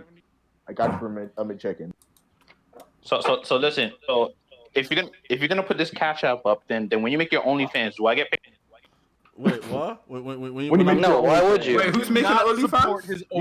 Wait, bro, go on. Did somebody just say OnlyFans? Wait, no, my nigga. No, that's out of order. Nobody's making Things have OnlyFans. gone. I'm confused. I'm confused as well, G. I'm confused as well, brother. Wait, what? No, Jimmy. What did I just tell y'all? I was raised on niggas. What? How did we get right? Before I started getting, I thought about it. I low-key did. I saw what it was doing for others. Hey, look, man. What the hell are you doing with your OnlyFans? You know what, Jalen? If you made an OnlyFans, okay, Jalen, let me give you your gimmick. All you need to do is get a flannel, overalls, like a suspenders and overalls, a type of beanie type thing. Yeah, type thing. Big. You really thought this one out. Big nerdy frame glasses and that. Yeah. Big. Jimmy, I big feel old nerdy frame. Okay. Bruv, now let me tell you what you do, right? Let me tell you what you do after that. Keep going. No, keep going. No, so then now you see this, yeah? You take that whole ensemble. You have your man them take a DSLR to the woods and that, yeah? You take a big axe. Take a big axe, yeah, and you start swinging. And then every time you swing, you just take one article of clothing off. You just swing until you're just sweaty and swinging an axe. All right, now I'm gonna have to stop. I'm gonna stop this play. What the fuck? Hey, brother, look. Hold on. Let me respond. Jimmy, that might be the most high effort OnlyFans on the face of the earth. I have to get an axe. I have to get in costume. You got a nigga with a DSLR. Yeah. Find a tree that people are okay with you chopping down. I'm a nigga with a DSLR. You don't already have an axe? Take pictures of Wait, it. why you don't already have an axe? Why do I gotta be the Spielberg of OnlyFans? I have a DSLR. Why do you have to be the Spielberg? Because that's the only reason to do it, dog. You know. Wait. You don't have an axe? You don't have a tool shed? You don't have any toolboxes? Canadians. Have you seen Jalen? Jalen looks like the blackest Canadian man on earth. Shut up. Jalen looks Canadian as fuck. He looks like he says, "Don't you know?" and howdy partner. Who looks like doesn't every man have a toolbox? Does every man know how to build a house? I do. I stay in shape and I like my mustache. All right. Look, man. Guys, I got a new mic in the middle of this stream and I need to test it. Is this too loud? A little bit to of fix the noise loud, gate. but Fix the noise gate, but like Niggas are just talking. I don't know what's being said. Fix the noise gate. Treat this like dog. We're discussing how people can make money on their own. You know what? Yeah, storyteller. Now that you're here, yeah, there's bare questions I've wanted to ask you. Because no word of a lie, people have told me that you're my doppelganger, and I'm sure folks have told you that. I'm not gonna lie, I've heard it before. I'm sure folks have told you that. Like, wait, are you Dino? And it's like, bro, there's more than just one black British person who likes to boot dogs. Yeah. All I'm saying is, y'all put on Katara, and I don't know where Jimmy starts and storyteller ends. It's crazy because there's more than one black person who. When you were speaking in the stream, I thought, no idea. No way. Something I would say, and I was kind of bugging out. It was weird. Oh man, fuck man. Well, welcome to the stream. Shit. You tell me there's more than one black person? We've covered Boondocks, we've covered masculinity, and we've covered OnlyFans. Anyone seen the Major Lazer TV show? Yeah, Major Lazer TV show. I haven't seen it. Yes. I didn't even know that was a thing. I'm not gay. So. Hey guys, I am morally against Major Lazer because they're two white dudes who are co-opting fucking. No, wait, I'm pretty sure one of them is black. No, not really. As a nigga that plays dance hall, I'm here for this shit. Let's get it. I'm looking at this thing. Because you're from Florida, you are not a Zoe. Get the fuck out of here. Yo, I'm looking at this thing, yeah, and you're not a Zoe. Nah, y'all are bugging. One of the people in Major Lazer is black. Yeah, I'm looking at him. He's black. Yeah, one of these Major Lazer men is black. He's fully black. He's Jamaican. We're just talking about Diplo right now, though. So let us talk about Diplo, right? We're talking about Diplo. We're just talking about Diplo right now. There's only one. There's three dudes that often work together, and only one of us. We're talking about Diplo and Switch, who are the guys who got famous off. And even now, for the most part, Major Lazer is Diplo's quote unquote baby. Fuck Diplo, that little bitch from Florida. Apparently, there were like there's been bare members of this thing, so they got rid of Jillionaire isn't in it anymore. No. Let Walshy Fire get his fucking due because he's the only one that makes them somewhat bearable now. Old Major Lazer was super duper exploitative and was really leaning on a lot of fucking imagery that they did not earn. They can get the fuck out of here. Fuck Major Lazer. There's some fuck them niggas. I don't really know the story. I don't get the story at all. I do. When he talks about the imagery, Major Lazer was mostly a Diplo and Switch thing. Everybody knew them for Diplo and Switch, and their smash hit "Pon de Floor." Everybody knows that song, right? Now, if you know Pon de Floor, you know anything about dancehall culture. Around that time, Jesus.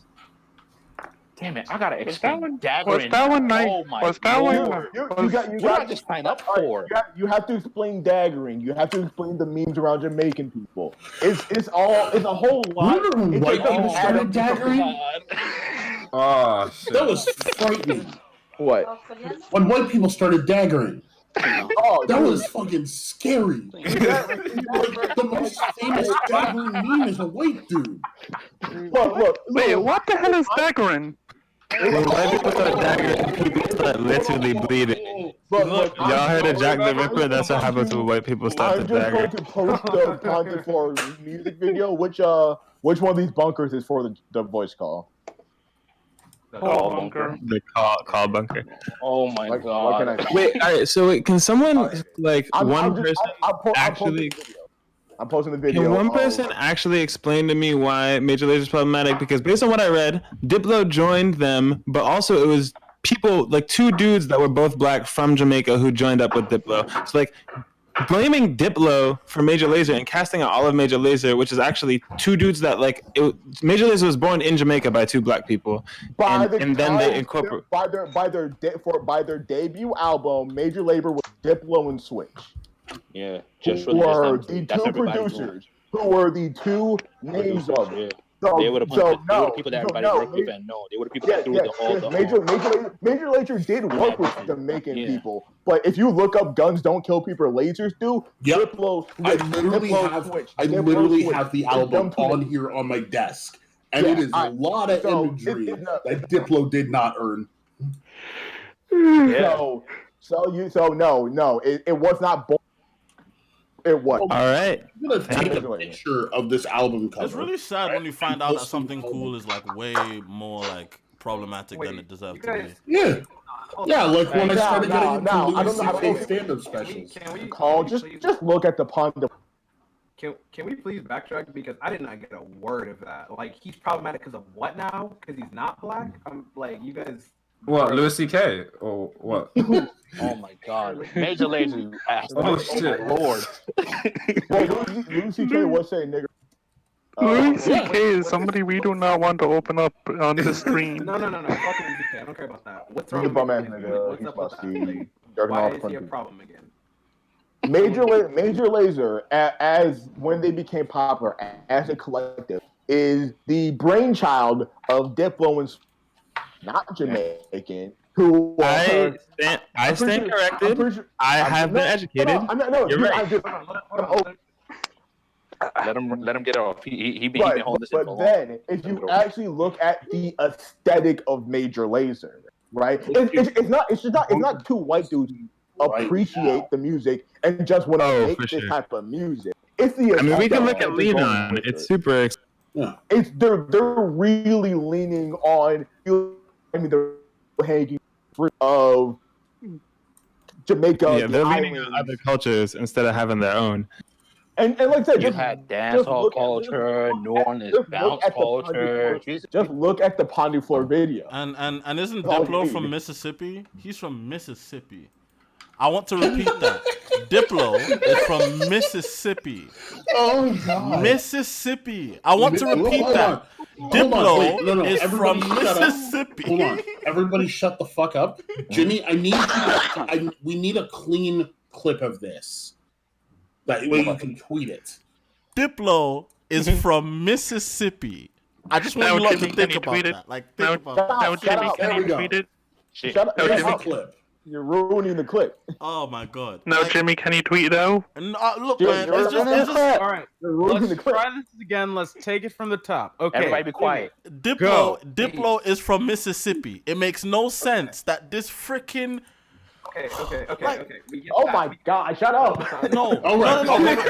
Regardless, regardless, it's just nuts to me. Like, I just on a real thing. Like, the fact that somebody have music in Mississippi, and the thing is, I know where Switch is from. Switch is British, right? Like Mississippi with jazz. Switch is British. He's from London, and because I'm looking it up now. Like, yeah, I've always known that. Like, it's just nuts that I never knew who was behind Major Lazer. I didn't even know Diplo was behind it. I just heard the music and I would just be like, oh, okay, Major Lazer, whatever. But now that I know all of these roots about Major Lazer, I can't in good conscience even be on board with this thing anymore, I can't in good conscience be on board with this thing, bro. Like, what? I can't either. That's a shame. Loki, we can even deeper, because do you know the right? It is literally just as EDM. You're supposed to be like Indian, quote unquote, Indian niggas there. Wait, who? What? You cut out. You're cutting out. It's cutting in and out, bro. Hold on. My headphones are hanging out my face. One day I'll get my answer. This genre of baton, right? It's like the type of like they would really play at festivals. But the conceit of it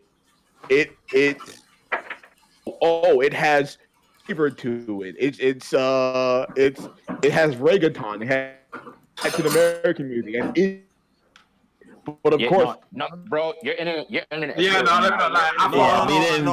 I had to adjust the bit rate. I had to adjust the bit rate. I had to adjust the bit rate. So I think we're gonna do better now. I'll try that again. Look, Mumbaton. All right. It's just you, bro. No, it's just you, bro. Wow. Hold on. It might be my headphones. Give me 10 seconds. So wait, can y'all hear me? Yeah, we can hear you. Yeah. Yes. Always use an external mic. Hold on, give me a second. Oh, yeah. So will I ever get? So take it from the top. Nobody interrupting. Please, Jesus Christ. What is the problem? Because every single time someone talks, it gets interrupted. Okay. What is Major Laser's issue? Start from the top of Major Laser. Then. Go ahead. Yes, please. So basically, And everyone shut up. from what we've been told, Yes. I'm reading a Twitch right now. I'm sorry. Oh my god. But from what we've been told, Major Lazer was originally the product of two Jamaicans, which then went and got co-opted by Diplo and Switch, who went on to grow the brand and the name whilst using Jamaican and basically iconography and imagery that they co-opted because the original idea was from Jamaica. Okay. That's kind of why, There we go. All right. It only took 20 I have a question. Yeah. If like given what we've heard about Major Lazer and that they are not condoned, right, by our moral standards, which is totally reasonable. Yes. The cartoon is like very anti-colonial and anti-establishment. Like the villain is the white president of Jamaica named Mr. like Whitewash or something. Yeah. And like the enemies in the show are all just like corporate metaphors. And so like given that, I'm like kind of struck between like why are they anti-corporate if they're super corporate? Does that matter in the face of reality? Well, I have a question. No. I have a question. When did this Major Lazer? Wait, what again? Say that again. When did this Major Lazer show come out? Yeah, when did the Major Lazer show come out? Let me check. I think the television series came out in 2015. Makes sense. You said Close the era. Yeah, it was 2015. That was when. Wait. Are you telling me AAA voiced Major Lazer in the show? Yeah, he did. More shocked about that than it being 5 Okay, basically, you guys have definitely seen him. He's the dude from Oz. He's ADBC in Oz. I know. You guys, the dude from Oz. Bald-headed man. He voiced Major Lazer in the show, which is crazy. And let me say his name Oh, one more time Rasta. because I love saying his name. Adewale Akinoye Agbaje. I don't know why I love saying that. And, also fun fact: John Boyega's also. Yeah, I just saw that. Listen. He's in it. I'm only gonna say one thing about Laser to close it out. Mm-hmm. Being in the dance hall during the Major Lazer era was one of the best eras of my life. No, to be fair. No, to be fair. They made parties nice. No one's doubting that they had the box. Wait. Nice. No one's doubting that they had the No box. one said it wasn't fire. I'm not saying it's a controversial fire. I'm not taking that shit away from You It's the said effort nice. to the thing, bro. It's the effort. It was way past nice. There's only one word to describe it. Horny. Oh, fuck, dude. No, that's accurate. On Can we me. talk about how Someone said the best part of Jimmy's streams is that there are 10 to 15 people talking about several topics at once. Isn't that fun, guys? Can we talk about how Final Fantasy? It's a We've been screaming over. Major We've been Lasers horny better than other everyone types chill. of horny. Everybody chill. Shush. We've been screaming over Sheem the whole night. We've been screaming over the poor little white boy the whole night. Sheem, make your point. No, I was just going to say, like, does anybody remember? Is anybody surprised at how horny the Final Fantasy VII remake was? No one's surprised. Okay, actually, we're gonna segue into something because this has actually made me think about something. So, after the Final Fantasy VII remake, after the general trend of like OnlyFans and like the way music is, and also on top of that, the Batman movie we're about to get.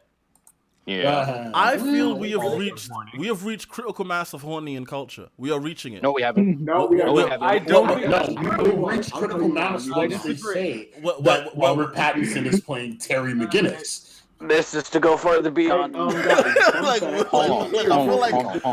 feel like we're getting close. We're coming close to something. I'm gonna tweet something. I'm gonna tweet something. I came up with I think 7 different levels of horny. I'm gonna go find my tweet and I'm gonna put it in the call bunk and I'm gonna explain where. All right, Jimmy, I can tell you why you're wrong though. Why? For very specific reason. For the number of reasons. If you want to go to the horniest time, it was the 90s. 90s. No. I think what I think is happening. I can tell you specific phenomena that's different. Movies have way less sex scenes now than they ever had. That's because Disney. Do you watch TV? That's because Disney owns most of the shit. No, even TV. This is 100% a fact. Horny, anime, horny, dangerous, horny, paying for porn, horny, prostitute, criminal. We're approaching level 6. We're approaching level 6. That's where we're at right now. I mean, horny that shouldn't even be possible. Also, culture is currently reaching level 6. Is that what you're saying? Dude, I think there's a level 8. I think there's a level 8, and it's called biblical horny. Like, I'm talking. Wait, here's the question. Do you think asexuality is a response to this? Like Zeus type shit. Do you think asexuality is a...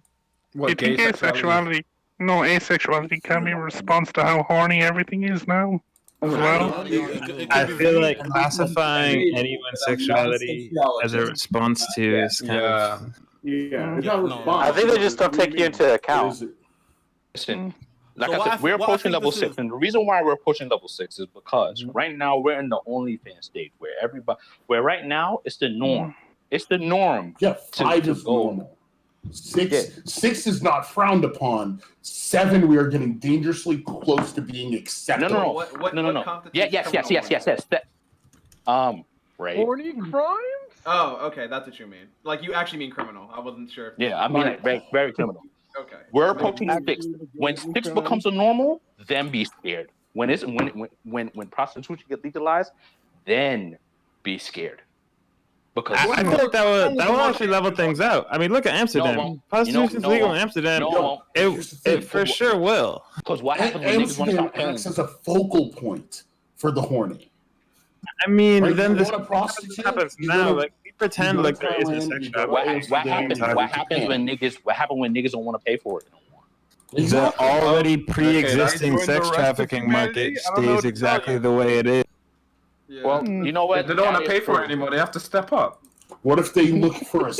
What if we get to the point where they're looking for 6-figure discounts? There was always a free You know option. what's always That's weird to where me? I'm You know what's confused. always weird to me? Like, it's always weird to me when people are like, I would never pay for sex. Nigga, you do. It's called going out to the bar. Like, Yes. bar is Yes. paying for Thank sex. you. What are you Yo, talking about? here's the thing though. It's like paying That's why you don't go to the bar. Hey, to the tournament. to the bar. Going out on dates. Hold on. Means Think of it like this. It's Like, not you're- paying for sex itself. It's paying to the No. entry to the tournament No. that you might. Well, the get thing is, fucked in. if you go to a bar and then It's you a actually tournament. manage I to hope get that was a supposed to woman, make it sound better. look, if you when I say actually bar, manage to get I a mean, woman in like- bed, When I say like, bar, from I mean getting jack her of all drink. trades for It's like not dating hard. and going out. Like, that's what I mean. Like that's a general term for like going out, doing whatever the hell you do to attract a girl. Like, you're paying for this shit. You're paying for that's also a social experience that isn't frowned upon. I would also like to say social that getting laid is experience. not hard. Getting laid with the woman or man of your choice is hard, but getting laid. I mean, is hard for who? It's not that yeah, hard, bro. It's not. Shit, bro. But you gotta getting your pick is hard. You just gotta have the finesse, bro. Nah, dog. Listen, once you have your own place, it's not hard. Like, Y'all Don't talk about shooting your shot like you're some goddamn. Yo, you say you need your own place, like, bro. You need your own place. No. Listen. Y'all are all diverting from the point. 10 times easier if you have your own place. Like, if you're living with your roommates, or that's what I'm saying. Like, if you're not living with your True. I parents, mean, I backpacked through India and a bit in China, and like, there's like a hostel room. There's like 6 other people in beds near you. People don't give a fuck when they're traveling, bro. Just go travel. And that's dangerous horny. 2 months in China. They don't give a Yeah, fuck.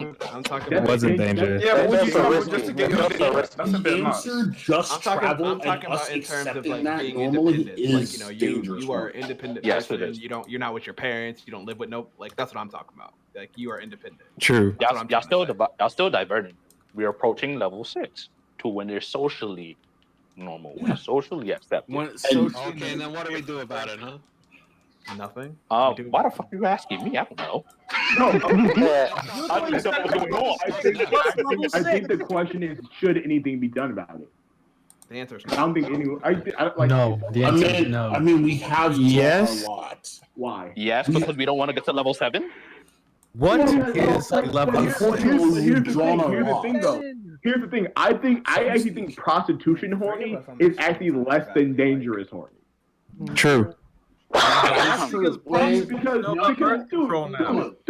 and only just implies you are willing to take a risk. It's not. Well, here's the thing. If OnlyFans somehow made prostitution legal just by the pure impact of it, it's not going to. It would make it way less dangerous. Yeah. What are you talking about? I mean, there's currently in America services that provide prostitution legally, but just like slightly. Like there's if you're talking about no, everywhere. Would legal prostitution actually help the incels? Look, no, it would hurt. Allow me to explain to you the ways of Canada. If you go to the city of Montreal, right? I'm writing this down. You have your because I option. have that money. Yeah. Just allow the scenario. Let's say I do. Come on, keep going. You're feeling a little bit tight in the joints. You know, feel like you could, just go for a round of aggressive therapy. Now, you could go to what is labeled as physiotherapy, or you can go to what is labeled as a massage. There's a very clear difference for a very clear reason. And a certain place. What's the reason, Nate? Just say it. The reason is fucking hand jobs and blow jobs. Hell yeah. Why were you afraid to say that? Oh, I'm not. You're leaning into it. You're getting to it. It's about the pageantry of it. You uncultured swine. Hey, it's not my fault I was born in America. It's not my fault I was born in America. Screw you, all right? I was born in America and I could have waited. Wait for the hand job and blow job. No wonder. Speaks a lot. Listen, like I said, it's not my fault we live in America, all right? Okay, my question is, how much are you paying for that? Not much. Not much. No. Here's the thing, though. You say not much. I've actually paid for massages. That shit ain't cheap. So am I paying for a real massage and the extra stuff, or the massage is bullshit? It's not fucking one. No, that's the massage. The massage is like a B+. That's still a good massage, bro. Let me be very honest with you. If it's not an Ichizoku, I don't. My happy ending is not. It's a fundamental question because a good massage costs money. So are they skimping on the massage? Are they skimping out on the massage? You're not getting a highly trained professional. Now, there is a loss on the other side. My calves. Unfortunate, because they're pretty decent at massage. They haven't been putting in the work hours on a hand job. Okay, So, in America, in what world? I'd say you're evening out to a leading B+ and then finishing on an A-. In what world does a hand job require work hours? Clearly, someone has never gotten a hand job. It's a different set of hands, my nigga. Let's start there. It really depends. Same amount of time, though. What kind of rough hand job are you getting, though? Why does it take so long? I need. Look, maybe I'm not dealing with professionals. That's why I asked. Hold on. Somebody trying to say something. You need what? I need somebody to get in my back. That's what I'm. What? What? What? Where is your back, my dude? Yo, you good? Like, no, he's talking about them like he wants them to be good at massage and. Oh yeah, no. That's an entirely They'll different get in. bracket. We were just covertly They'll talking get in about there. sex work. You'll get in there. Okay, so we were talking about level 6, right? In America, you can go online and buy. We talked about this in one of my classes. Like, you can pay for people to cuddle you. Some of it is just that. Some of it is like literally like professional cuddlers. I need that. Right. Okay. But some of those people are clearly marketing themselves for sex, right? And therefore, we're already at stage 6, which I would still put. Oh, of course. But we're not really at I've stage been meaning 6 to ask, because what is stage 6? If you go look on my Look in the call bunker. If you look in the call bunker, if you look at my So tweet, the I have stories defined are the sub stage 1, horny. Stage Wait, no, 2, yeah, I horny, agree with horny. what someone Stage said before. 3, Prostitution anime should be horny. before dangerous. Yeah. No. So think Let of me it this define way. dangerous. 5, Let me define dangerous. All right, define dangerous. Absolutely. Let's hear dangerous. Dangerous is when it's to the point where it starts affecting like your personal life, like you can't work, think, eat, like shit like that. Yeah. Okay. I have a radical statement. I mean that's about like self-control. No. I feel Who's ready for a radical statement? Prostitution, horny. I want to hear the radical statement. What you gotta say? I want to hear the statement. Yeah, let's go. All right. So I believe that dangerous horny, it should be stage 2, as in our sexual climate, right? Rape culture is a for real thing. So dangerous horny for women, it does interrupt their daily life. They can't eat, sleep, or work without having to like walk into their car without worrying about being raped.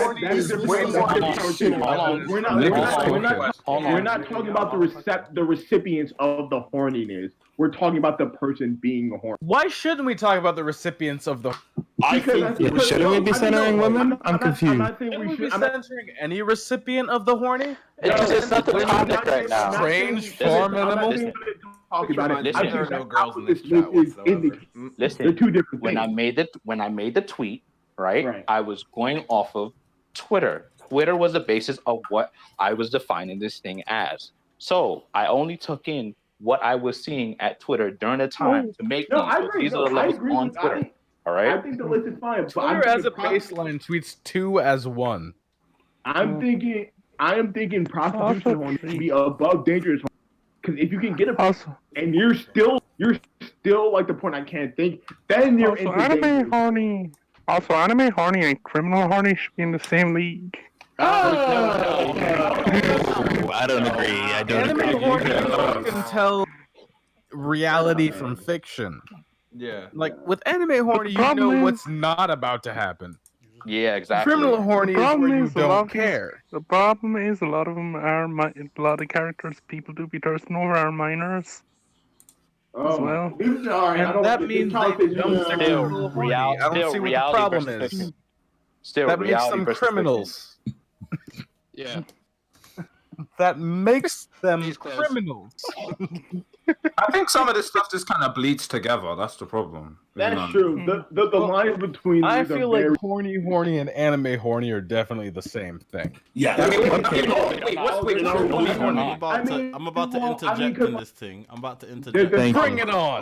So I'm about to interject because you lot have been going on for too long about this rubbish. Wait. Hold on. Before I agree. This is not rubbish. Hold on. This is not rubbish. This is science. Okay. Let me defend myself. Let me defend myself. Please. The difference between the two is one guy tweeting out that he wants to see some famous Insta women get wrecked, and the other difference is the difference between one guy tweeting saying that he wants to see this Insta thought gets wrecked and knowing who T Japan is. If you know what T Japan is, you know there's a difference.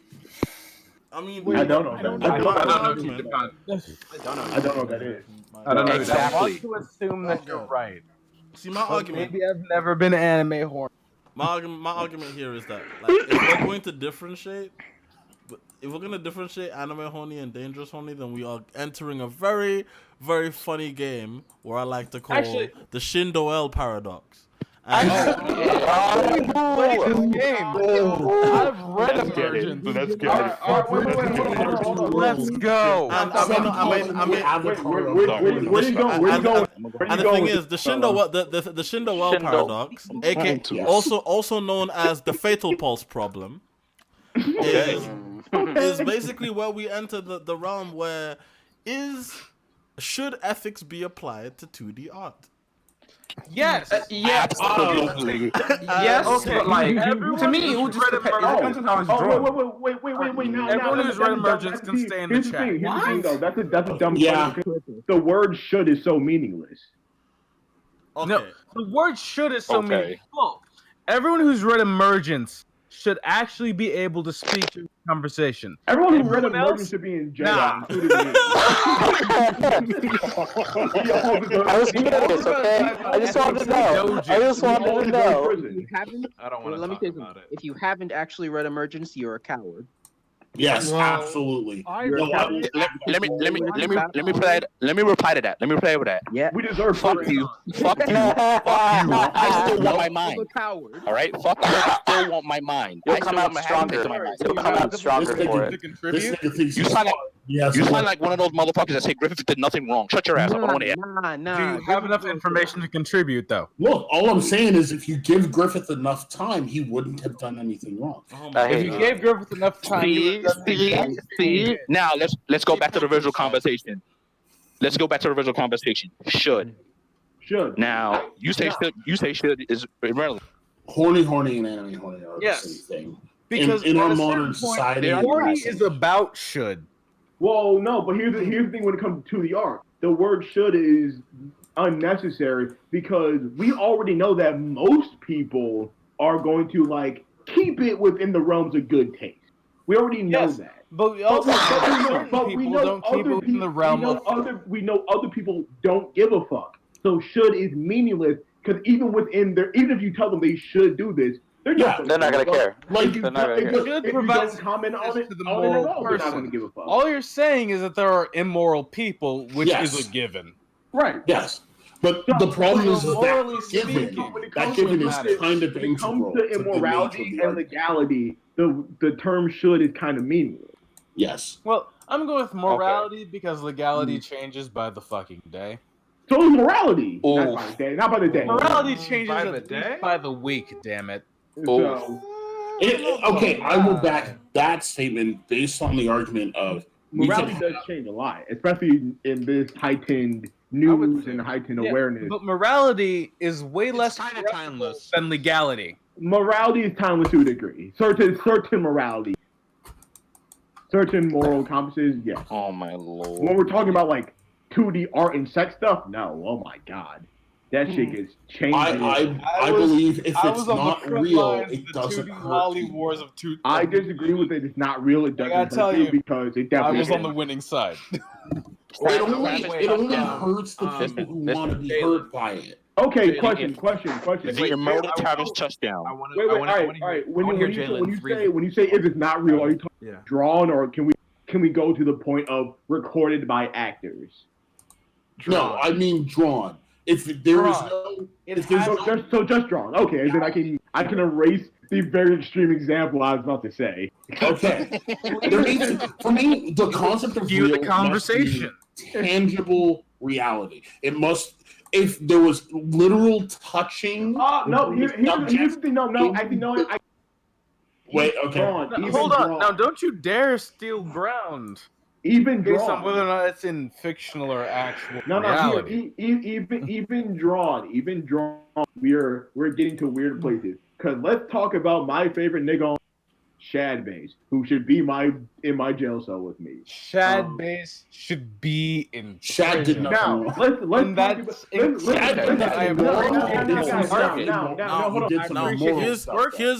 I'm gonna throw another ethical quandary to you. I'm gonna throw one more ethical quandary to all of you. In the case where unethical art that can be seen entirely and be, appraised, they're 100% unethical art. Yeah, no, I'm saying should 100% unethical art that can be appraised as unethical art be allowed on the basis that it has been proven, and I'm not even speaking from my ass here, this is like science. It's been proven that said unethical art leads to, a deterrence in actual unethical activity in the real world. Maybe. Here's why I say no. I want to talk about Keep away your second clause. Unethical art should be allowed to provide a display that does deter others. Wouldn't this whole shared diversity fall into whatever the function of art is about and what they intend to do with it? Please step away from the microphone. You know that whole like satire of Christ Here's the thing though. Intention is being. And going by that train of logic, it has to be so. Anytime anything immoral or anything immoral shows up in a picture, piece of media, it has to be explicitly said as wrong. Like this is about us to be a giant. That's not are we the Comics Code Authority? I agree. Are we the MPAA? Is this what we're doing now? No, but here, I wanna. No, but here. Wait, hold on. One at a time. Here's my thing with Shad. My point. Shad draws mad like weird shit, or he did. He's toned it down. He doesn't do it anymore. Now, hold on. Now, even his weirdo shit was fine to a degree, but then that's that time he drew Keemstar's daughter. Someone said if my daughter comes out as gay, I'm shipping her off to a Catholic boarding school because those girls are freaky and no child of mine will miss out on the biggest gay opportunity ever. I first saw that post in 2013. Come up with new material. Right. No, but to my point, there's that time that he drew Keemstar's daughter, not in anything explicit, but we knew what the website was, so everyone was like, "That's not okay," and he was like, "What are you talking about? I did nothing wrong. You're just hanging out." It's like, shut the fuck let me tell you something. Let me tell you something. Keemstar couldn't have been black. That's one. Oh yeah, he was. That's true. Everyone in the room would have died. Yeah. No, nigga. Okay. What's the next Kanye heading to? All right, and then that goes to like the girl who played X-23 in Logan, and it's like that's not okay because that's a real little girl. Something keen, I think. Wait, what happened with that? Well, he drew and like acted all weird and like lusty, and it was awful for everyone. Right. And then he had to take it down because I think Fox actually threatened to like, dude, sue him. He's like, nah, you can't. They're like, nah. That's a no.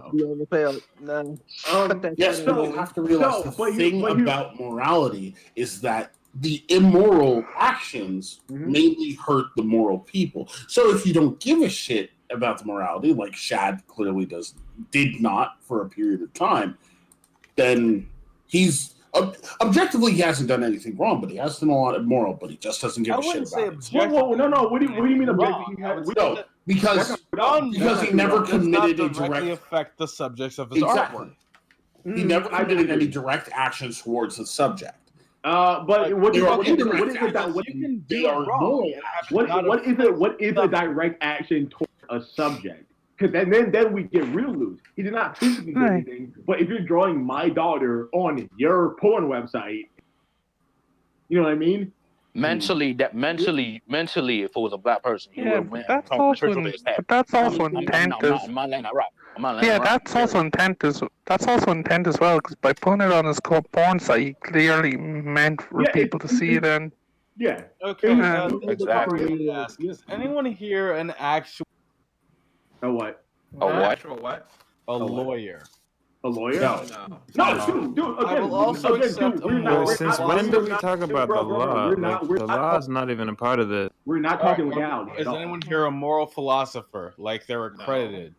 That's me. I mean, I have a degree in sociology. It's adjacent. Wait. My degree in ethics and philosophy. Even if someone was, why is that meaningful? All right, let's go. Getting out here. No.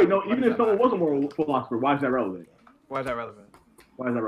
Because they have an exposure to more information, more contemporary philosophy. More information on morality. I mean, they have exposure to more schools of thought. True, but that's not really meaning on. They've studied the subject more and they've been taught. I will definitely say the law affects more non-lawyers. They would 100% tell you that it depends on what moral school you're going with. Because there's not a single moral thought. If I may provide a subtle metaphor, Sure. If someone knows more ways to start a fire than someone else, wouldn't you trust them to actually light a building on fire? Well, no, I would ask the person who knows one way to set a fire but does it really well.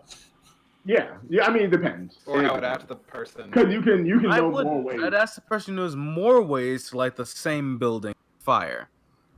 Why? Because what if unaccounted for variable comes the outcomes are varied. Okay, well, since it matters to you, then what's your That point? too. Get to your point. What's the point of more philosopher? The point of what I'm asking is, who here actually has like a solid basis in morality? Okay, as it exists contemporarily. But like, are you I trying went to? to Catholic school. Are you making an argument toward authority? Yeah. No, I'm Catholic. Who knows? I'm Catholic, if that counts. I literally said the exact commentary, bro. I'm asking effectively who's made more moral argument and defended them successfully. I feel like I said, I would agree with sociology and like. Now I think you're misunderstanding what philosopher does. If we be defending moral successfully, because it's moral, so quite literally, it doesn't matter. I'm trying to figure out what the point of your question. I feel like we should just transition to a new topic. Honestly, what the fuck? I blame you, Jimmy. This is more fun when we didn't bring up Shad. There's a direct correlation. There's a direct correlation online between having fun and talking about Shad. Shad ruins lives. That's fair. Okay, Yeah. well that's just a fact. Yeah. Like, listen, there's a studio out there that if somebody was to offer me like, all right, you get to murder any studio that you want. There's a studio out there that I would go take the bullets to immediately. I'm not gonna say the studio's name. I don't like this conversation because that nigga who lit all those. This is getting to a dark place. Yeah, I don't like that conversation. I don't like this conversation. Yeah, let's move on from that one. We can go anywhere else. About killing studios. All right, so 2 cents, and then someone please transition because I've been trying to think of something to transition to. I got nothing. So my 2 cents on that topic of whatever should we allow the art, right? We never really answered that question. My idea is we should make sure everyone has access to like therapy and emotional education in school, and then allow all sorts of and then wait, hear me out. Let him go. Fucking show. And then actual right answer. The correct answer. This is no. We're laughing. It's the correct answer. We're laughing. Continue. It's obvious, but it's not going to happen. So right, and then we allow all sorts of like our job is not to police the type of information, but we should give people a solid basis on how to react to that information. So like if I put in front of someone that's like calm and reasonable, right? Like a past recording of a live murder, right? They're not necessarily going to go on and murder people, right? But like because society's so fucked, like it becomes problematic when like you watch someone like get raped or get raped or whatever. Like it becomes problematic at that point because of society. Like if we just fix that first, we should allow all the art. Wait, but okay, do you think the media that we consume controls the way we act? Absolutely. Okay. This is a weird because this is what we call cultivation theory. This is initially this is the thing that has torn video game and anime communities asunder with it. People misunderstand studies so much. Yeah, it makes me angry. The idea behind cultivation theory, or at least the reason why people are so have in the past rigorously fought against cultivation theory. And you know what? This is one of the few things Movie Bob actually got right. And I'm gonna quote him. I don't want to give this credit. No, I want to hear this. Let him speak. I want to see where this goes. Back in the age of the what was his name? It wasn't Jack Thompson. Jack Thompson. Back in the age of the Jack Thompson, and see, you whippersnappers don't know what it was like to actually live in a. I'm not when I say you whippersnappers, I'm not talking about anyone in this call. I'm talking about people younger than us. So there are folks who don't know. What are you talking about? We were 7 when you lost that court case. No, we were 7. Yeah, like bro, we number didn't one. even live through the fucking satanic panic. We were 7 when they lost the court case, but we were like in our teen years when we won it. That's the thing.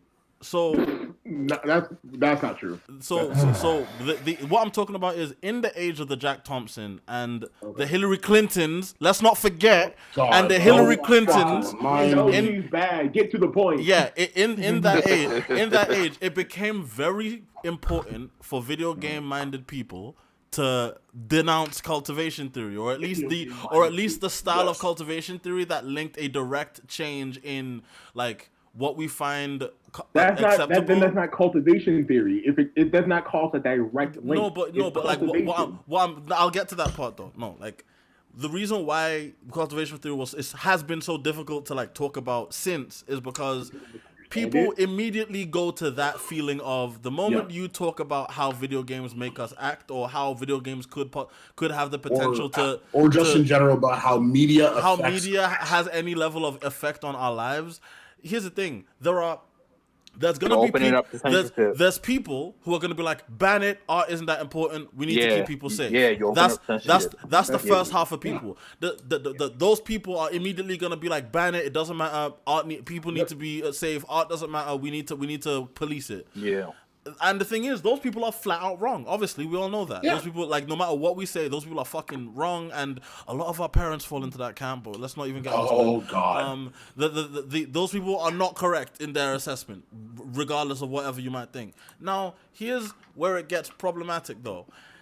Yeah. We've spent so much time fighting that first kind of person, where they're like, oh, if it could possibly have any change, ban it. It doesn't matter. We need to get rid of it. Yep. We've spent so much time priming ourselves against that kind of response that we've completely let ourselves become blind to the other ways in which, like, we're not paying attention to how art affects people. And you know what? I'm a victim of this because that's the only reason I joined Gamergate, dog. Yeah. That misunderstanding is the only reason I fucking was okay with that whole shabacle that happened back 6 years ago.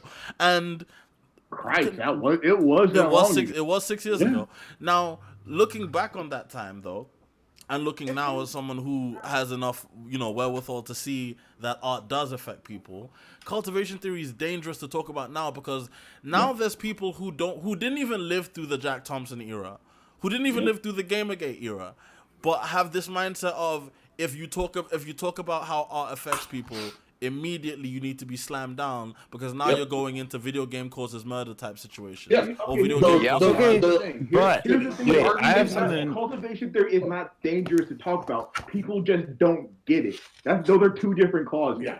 Okay. It's not dangerous to talk about because the theory is pretty sound. Yeah, the theory is pretty sound. It's open and shut.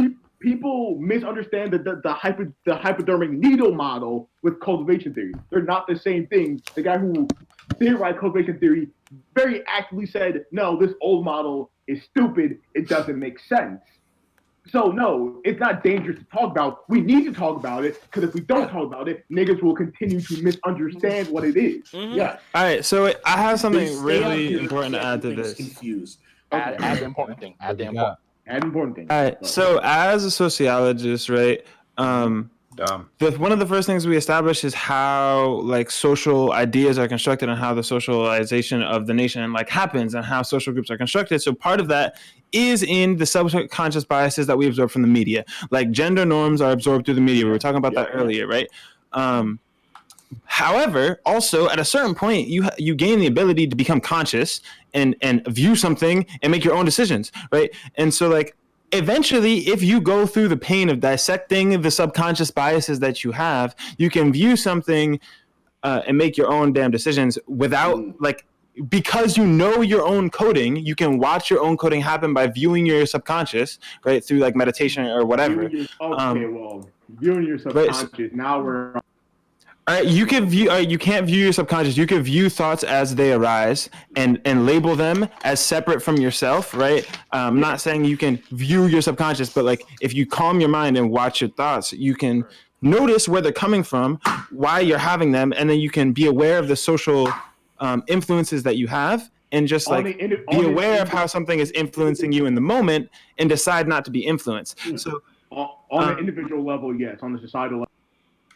Right, like we'd have to like teach that to people, right? But the idea is that when these things are being talked about, we're not talking about whether or not like we should ban art because people obviously can make their own decisions, but also, like through and through, it affects you. It affects you. You just have to be able to see that. If you can see that, then you can be free of that effect.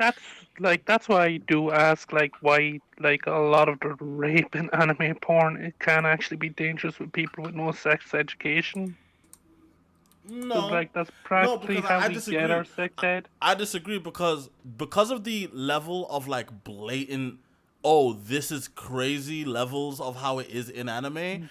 In an ironic way, doujins kind of serve that purpose as a kind of sex education on a level because I wouldn't know what absolutely zero consent. All right, Jimmy. Not I'm the not. impression I gained through a bunch of dojins.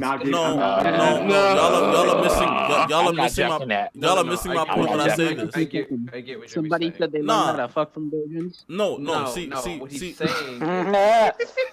if I may try, I think Jimmy is saying is that from someone who didn't understand this concept through doujins, he was able to understand that this is a no-no, and it only works in this context because the 2D, like no person is substantially getting hurt, but in real life, someone would be getting hurt. Let's do some literary analysis, all right? Let's do some literary analysis. So I don't know if I did it right. we're not doing it. No, we're not pausing. I have to finish this point.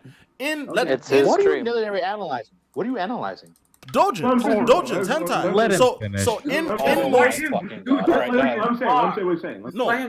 In most dojins, how is rape framed? Who's doing it? Who's doing it? Who's it happening to? It's framed as some ugly person who is trying to have a power trip ugly, over disgusting. Ugly and all black. Let's get it. Because First of all, no, I disagree because do you know how rare black people in dojins actually are? You have to actually see it out. Don't even. So Jimmy, wait, hold on, Jimmy. They're not black, but a lot of them are tanner than everyone else. Yeah, they're from Osaka. Sometimes. Yeah, they got sometimes. Not Osaka niggas, you know. Dairy Blackmen are definitely a heavily fetishized group that show up in a lot of dojins. I feel like, black people now. They're usually Americans. They're like foreigners. They talk about like foreigners, like. It's a thing. Yeah. It's a thing, but it's not as common as you're making it out to be. Not literal foreigners, but even Japanese people. Some of the darker ones are the ones who like. You ever see like the Japanese gank, like the hoodlum trope, and how they're just weird and everyone. Now that might be because they're outside and shit, but that's not it. But Jimmy, to your point. But wait, Jimmy, to your point. So between who I'm talking about. No, so the point I'm making. The point I'm making is when we talk about when I said it's more of an education, like dojins do serve an educational purpose. Okay, I'm going to be perfectly very honest about my history with this shit. I started reading dojins at like earlier than you're supposed to. I'm gonna just say that. Much earlier than you're supposed to. I'm 9 years old from me. I'm shocked by this statement, Jimmy. And you know what? As someone in their mid-20s, I can honestly tell you that dojins are where I get a lot of my ethics when it came. Well, not a lot of them, but like where I did learn a lot of ethics when it came to sexuality. Because dojins are not made by idiots, guys. These are made like Ero manga authors is actually a lot more of like a respected art form than you would think it is. Yes, they are. We know it is. Look at Comic-Con. Of course it is. We know it is. Wait a minute. Yo, I've never seen small black bars drawn so well. You know, there's small black bars. That is the art right there. There's tiny little black lines. That mosaic's on some next level shit.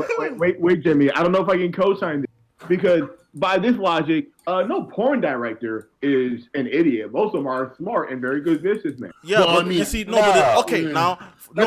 fundamentally, drawing and directing are I'm willing. On its face, I'm going to smash that.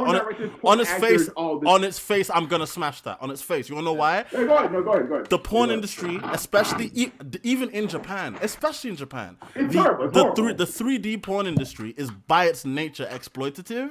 It's by its nature. It relies on the coercion of women to engage in certain acts. It's by its nature, in and of itself, just mostly immoral. Let's just be honest with that. But in manga, let's be real. The only people being exploited, well, to be honest, not even in ero manga, very few people are being exploited because these are people who work on their own schedules. Monthly schedules, and most people don't know this about manga, but a monthly schedule is cushy as fuck. I'm sorry, a monthly schedule is a cushy schedule. Let's talk about content morality though, because when you said when you were making the argument a few minutes ago about what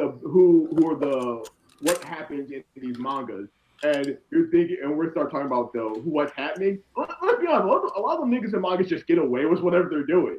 What are you talking about? I mean, yeah, absolutely.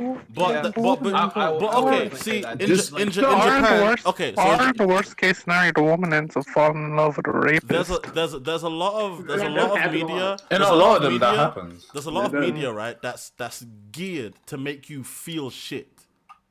Like it's written in and of itself. It's written in and of itself to generate a feeling of shittiness in you. Shindo L is a master of this. Fatal Pulse does this shit. Kizuki Ray does it as well. Pretty much. Shindo L does different than I would think most short form. Well, yeah, but all Shindo L does is take it to its natural conclusion. If we're being honest, to his natural conclusion, because I think Shindo specifically has a high, because he's kind of meta when it comes to this type of stuff. Because he's American, I have to call you out. Oh, call me out. I don't agree with your framing here.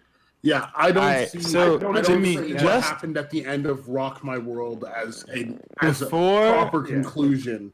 I don't agree with your framing here at all. I'm not saying that first of all, I'm not saying hentai manga is the forgotten trove of ethics in porn. No, I'm not saying that. That's not no, I'm just saying that Rock My World is not the best. It doesn't apply to the okay, but analogy that you've got. Okay, Jahai, call me out, please. I just disagree. Okay. I'm just gonna at first I need you to remake your claim so that I make sure that this is due. Yeah. Okay. So you make sure that it's what? Dude, I want to make sure that it's that I don't want to smash you if I don't need to. My claim, and my only claim is that with the way certain sexual topics are portrayed in a certain number of hentai manga, there is a certain educational quality to it. Because at least more than there would be in a lot of 3D. Okay, but he also what you just said means just from the aspect of there is something to learn here. Right, by the definition of what you just said, though, you said in some. Okay, I'm using weasel words. I agree. You're so let me use three comics. There was actually education for half of the audience. Let me be perfectly honest. Let me be a little bit less of a pussy in my statement. I am 100% certain that there are hentai manga that are better tools for education about sex than 3D porn. I would show certain people I don't know. I would.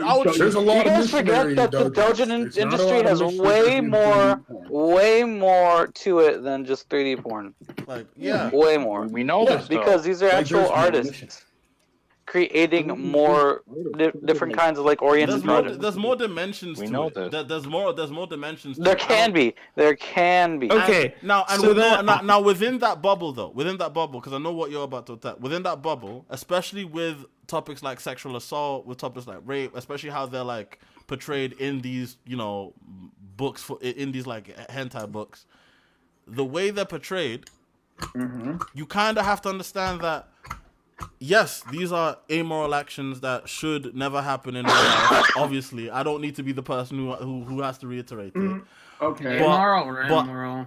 I don't think that there's less danger, and here's my honest take. There's less danger in a kid getting the wrong message about sex from a Bang Bros vid than there is about him getting the wrong message about sex from a hentai doujin where there's rape in it. I guarantee you. I think that's a claim I'm willing to make. That's true. That's true. However, I think you're misrepresenting what these mangas are doing. No. I'm not trying to say that this is their purpose. No, I'm not trying to say that. I do not intend to misrepresent the purpose of this smart. I still think the average person will be indifferent to it versus actively repulsed by the actions in it. Because a lot of these people will just know that this isn't right. Because let's assume that they read it older than you did, right? Yeah. And they're going to be indifferent to it or already know that this is wrong. I do not think that these mangas are giving the opposite effect of showing people what is wrong. I cannot co-sign that idea. I don't think that's true at all. I think most people are indifferent to it. I think most indifferent, or they already as a 12-year-old, they probably know I probably can't do that to them. You probably know that already. So, or know it to an extent, because rape culture is a real thing. You probably know you can't do that specifically to someone, but yeah. So here's my point, right? So with the idea of sex education, I would say the goal of sex education is to educate people on proper consent, right? Within sexual context. Obviously, the rest of it is important as well, but that's like the main goal, right?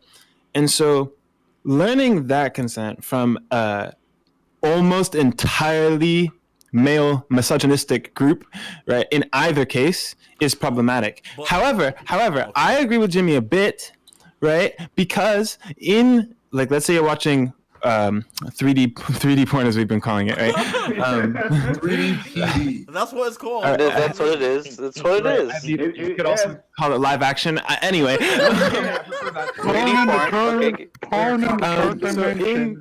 Called the Netflix adaptation. In 3D porn, right? Most of the time, what you are seeing is a group let's say it's heterosexual porn, right? So a man and woman having sex, and as a human, right, you can interpret, as we were talking about before, with sort of the subconscious messages we get from media, you will absorb the way that the woman is reacting and subconsciously associate that with the right reaction when oftentimes they're in pain, pretending like they're not in pain. So you will subconsciously absorb that. That can't happen from a comic book. It won't happen. You won't then later in sex be like, oh, I thought you were liking that because you were screaming and saying no because it was in a book, right? No, it's different than I saw this happen with a human being. However, you definitely shouldn't be educating yourself with doujins, nor should anyone. That's an unfortunate sex education system. I mean, yeah, it's an unfortunate system. I mean, obviously, proper education. Obviously, everyone should get their proper education, and I got mine. Yeah, we thank the Lord for that. No. Actually, that's a question I do want to ask. What? How were you guys educated with sex? That's the GCSE system. Are we all gonna go through individual? That's a weird question. I'll do it. Yeah, I'll say mine. No, it's not, because we're talking about porn consumption. Yeah, no, because we're already past the point of no return. No. I'll start with mine, and hopefully, I think people will have similar experience to this. But unlike for all its problems, the GCSE biology class is fairly decent at teaching you about sex ed. It's fairly decent. They didn't shirk a lot of the base realness of hey, this is what happens. And also maybe it's because I went to school in Africa, so they kind of had more of an emphasis on sex ed there, because there was a history of not much sex ed. So I think I got a pretty in-depth, not egalitarian by any means. They were still abstain, but they also told us that here are the methods of protection if you don't abstain, and here's what can happen if you don't. Put the condom on the banana. Well, okay. Yeah. Well, no, okay. So there's that aspect. I think what I want to ask more clearly is I guess like sex attitudes in If general. you're talking consent stuff, most high school sex ed classes are very subpar. So I have a weird viewpoint on this because I didn't go to a co-ed high school. I went to an all-boys high school. Oh, we have an all-boys school guy in the house? Because same, and I got a story. That sounds saucy. Now, all-boys Catholic? In particular, I went to an Irish Catholic, Brazilian priest-run all-boys school. Before you ask the question, yes, there are multiple news stories about my high school. You can look them up. I'll probably say the name of the school at some point, but you'll eventually do the work just knowing that it's in Toronto. So, Airport boys. Continue. So, we in the Ontario School Board, normally the main discussion about consent is left to high school. Unfortunately, because I went to an all-guys high school, that was never covered in health class. Instead, what was covered was a bunch of shit about not drinking and doing drugs. So earlier, all I had to go based off of in terms of sex ed was stuff from elementary school. Now, when I was in elementary school, I was a part of the Catholic school board. And what they did was they decided, hey, sex ed is not told as an aspect of health class or science class. Instead, it shall be. There it is. Yeah. So it's taught as an aspect of religion class. Oh. So we are taught this is how baby is made. These are the parts that make baby. And that's it. In fact, I think to summarize what sex ed is like in the Ontario Catholic School Board up until grade 8 is it's a lot of labeling. It's about 5 years of labeling diagrams of vaginas and penises to the point where you know more about the clit than proper consent. Some might say that's not about. I mean, that's better than many. That sounds better than most. Yeah, That's better than like 98%. I can definitely tell you there were a bunch of people in my high school that definitely should have probably had the consent aspect of the unit covered in elementary school. Here's the Chicago public school kid, which is me.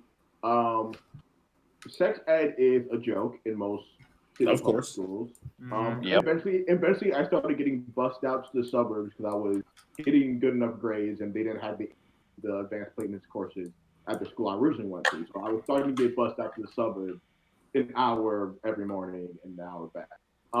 Even the suburbs, it is fucking a joke. You might have a day saying, hey, you should probably have them say yes. But as far as it comes to like a full extent of consent, oh, dude, no. I can almost guarantee. I think I know like at least 4 people who definitely raped somebody at some point. Shit. I guess. I mean, let me be. Yeah, in New York City, I didn't even know the word consent was a word until college. No, and here's the thing. I went to college in New York. I went to school systems are a bit light on consent. Very. Even in college, I went to Fordham, which is a Jesuit school. All right, which is Catholic on some weirdo shit. All right. Yeah. So I went to a Jesuit school. So in Fordham had a super duper weird thing they go about, which is essentially had a form of don't ask, don't tell when it came to consent, when it came to homosexuality. It was not allowed for the opposite sex to have someone overnight unless they're family. Mm-hmm. So they're essentially pretending like gay sex didn't happen in the middle of Manhattan, which is stupid, especially at the campus I went to, where about 40% of the student body was gay. Time out. You said Fordham in Manhattan? Fordham Lincoln Center. Fordham, not Fordham on the Bronx. Fordham Lincoln Center. Yeah, because I know they wasn't doing that in Fordham in the BX boy. No. Even there, they had the same rules. So they had this weird like pretending like well, gay people, you know, they don't have sex. Because that's, of course, what it was about, not having people stay overnight to have sex. So that's such a weird rule. And when it came to consent, we had a thing before the school year started, like a 2-hour class where a lady gave a seminar about her experience. And they use a lot of the general, like, the school statistics, none which are actually usually underwritten. They're usually lower than they're saying. I've got a mad segue, but continue. And even then, I can. Most of the niggas there were not trying. Yeah, that's it, right? Fact. Most of the niggas there were not trying to saying. Yep, that sounds like America. And then it was never. There was literally nothing else about it except for like a flyer, and maybe like an organization might have a campus thing that no one went to first. So even on the college level, it was extremely subpar, and especially with some shit I knew happened at. Oh my god, niggas were raping. Oh, they were. Yeah, I mean, I went to a prep school, and like we got this video that was like about college. It was like right before we went off to college. I didn't really mention it until right before we went off. We got like how to put a condom on, like contraception, all that. Also, keep in mind, in America, in many places, abstinence only sex education is like all that people get their whole lives. So just keeping that in mind. So at my high school, they didn't mention it. They taught us like obviously like like put on a condom, this, that, and the other. But they didn't mention consent until the like right before we were sent off. They separated the dudes and the girls, and they like had these like consent classes. And I swear to you, it was like the teachers and the students all sort of had this judgment of the video that we were watching that like all of like they didn't, it wasn't explicitly said, but I could tell you from the vibe that was in the room, everyone in that room was like didn't believe the girl in the situation, and they were watching the video to assess like legally and critically how to like not get caught. And like you know, like this, like, hey, it's a risky climate out there, guys. Like, be careful because like people be claiming anything these days. That sounds like America. That sounds like America. Or in some cases, a fucking Irish run. Yeah. What in my Catholic all boys school, I had the similar experience as the video of.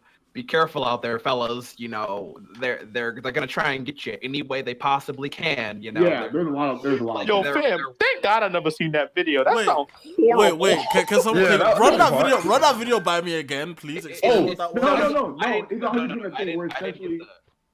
I didn't get the video. I got the lecture. Like they did a lecture. Yeah. Like it was like so.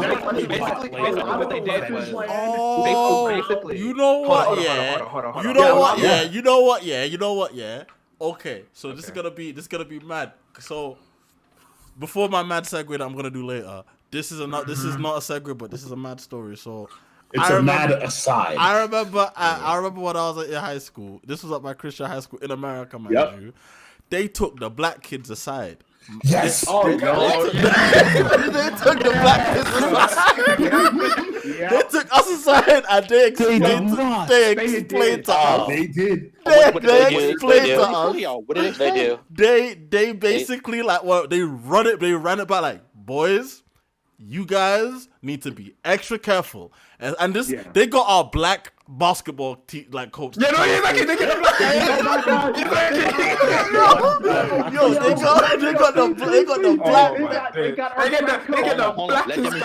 got the highest ranking black guy in the school. Yes, they get him. They got him to be like, so boys. Yeah. These you gotta be careful. These girls, especially with you young black men. Oh my days! Bro, I was the best so watch out for the white women. Now that I think about it, I now get why I was so like love shy for a long time. I just didn't want to. I didn't want to get involved, bro. I didn't want to get involved in none of this. Like, you sound like me now. I just did not want to be involved. I'm so serious. They really took the black kids aside and told us like, that happened to me. That happened to me. I swear down. Oh, yo, wait, that was could we just get all the black people together and like sue the schools and just like get like a case, just like fuck it, a race action lawsuit? A race action. No, but like, okay, but the way system for making us afraid of women. No, but like the way they take the black, they take the black kids away, like it's in jail. No, because like storyteller in London, I think I feel exactly what they did in London because in London I wasn't in school there at the time, but I had bare cousins who were still there, and they were explaining it to me like sex is a big thing, especially amongst young kids in the UK. Like kids are having. Let me let you Americans know right now. Kids are having more sex. You ain't than have a shag. You ain't a man, like, bro. Kids are having way more sex than you are. So kids are living. Yeah, sex education is way more important there. They're shagging 24/7, bro. It's way more important, shagging but it's also way less like available, or it's way less good. It's way less quality. It's just like. Wait, so the sex isn't good? Wait. What are you trying to say? I'm confused. No, I'm saying that like run it back, Jimmy. I'm saying that like despite the fact that there's so much sex happening amongst the youth culture in England, the sex education we get is not up to par. I thought you were just saying. No, I'm saying because it's cheaper, it's less quality. The way you made it sound like I said it's way less. No, I'm saying that like despite the fact that there's people having way more sex. You said the sex was way less good. Oh no, I wasn't talking about the sex. I said the sex education. I meant to say in England was worse. I meant to say the sex education in England is way worse. The sex education. Nah, I would disagree. He must have said sex ed. We didn't hear it. Jimmy's making sure he doesn't label the entirety of the UK as low quality. Low quality coitus. Yo, that's bad. Garbage. He rates it a 4 out of 10. No, but like you know what? Now that I think about it, there should be. Here's what they should do. Wagyu pussy. Here's what they should do. A24 should get Zendaya and the rest of the Euphoria cast to like basically just a big lecture on sex education. Just to have this over and done with. Because no one's gonna listen to it if it don't come from them. Honestly, that would work because Euphoria alone does a better job than most shows that portraying that whole sort of thing. So like, if they actually did it well, it'd be a wrap. It would just you know how Rue would have those asides where she looks weird in like a costume or something. Like have basically one of those asides be about sex ed and just put it on YouTube for everybody to see. For every teacher across. Don't put any curse words in it, so all the kids can listen to it. Celebrities to tell us to vote. We can't get them all together to say don't rape. Yes. Honestly, I'm like low key glad that like because obviously like my sex education here when I was in high school was also like abstinence based and everything. Oh yeah, but I'm like so effing glad that like most of because I learned a lot most of it back in back in elementary or middle school and everything because the topic of sex wasn't really taboo in my houses. Because it was just kind of whatever, and essentially, so it's my older cousin, my older female cousins will also kind of explain to me when I was fucking in 4th or 5th grade the concept of sex, and I didn't really get it until I started getting stuff in puberty, and then they noticed that I was having those types of changes, and then they explained to me fucking puberty to me. Oh, God. So it's now I do remember because I kept wondering I didn't learn about consent from school, but I definitely got a big lesson on consent early, and I now remembered family. Yes, because not just family. Watch out for them. I'm not gonna expose myself too much. I got that. My mom used to be part of something in Africa called the AWDF, which is the African Women's Development Fund.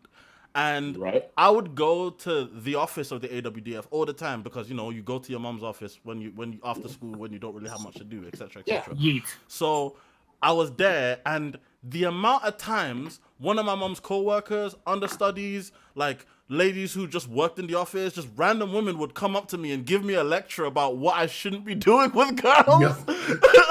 I just got that almost like I got that so much.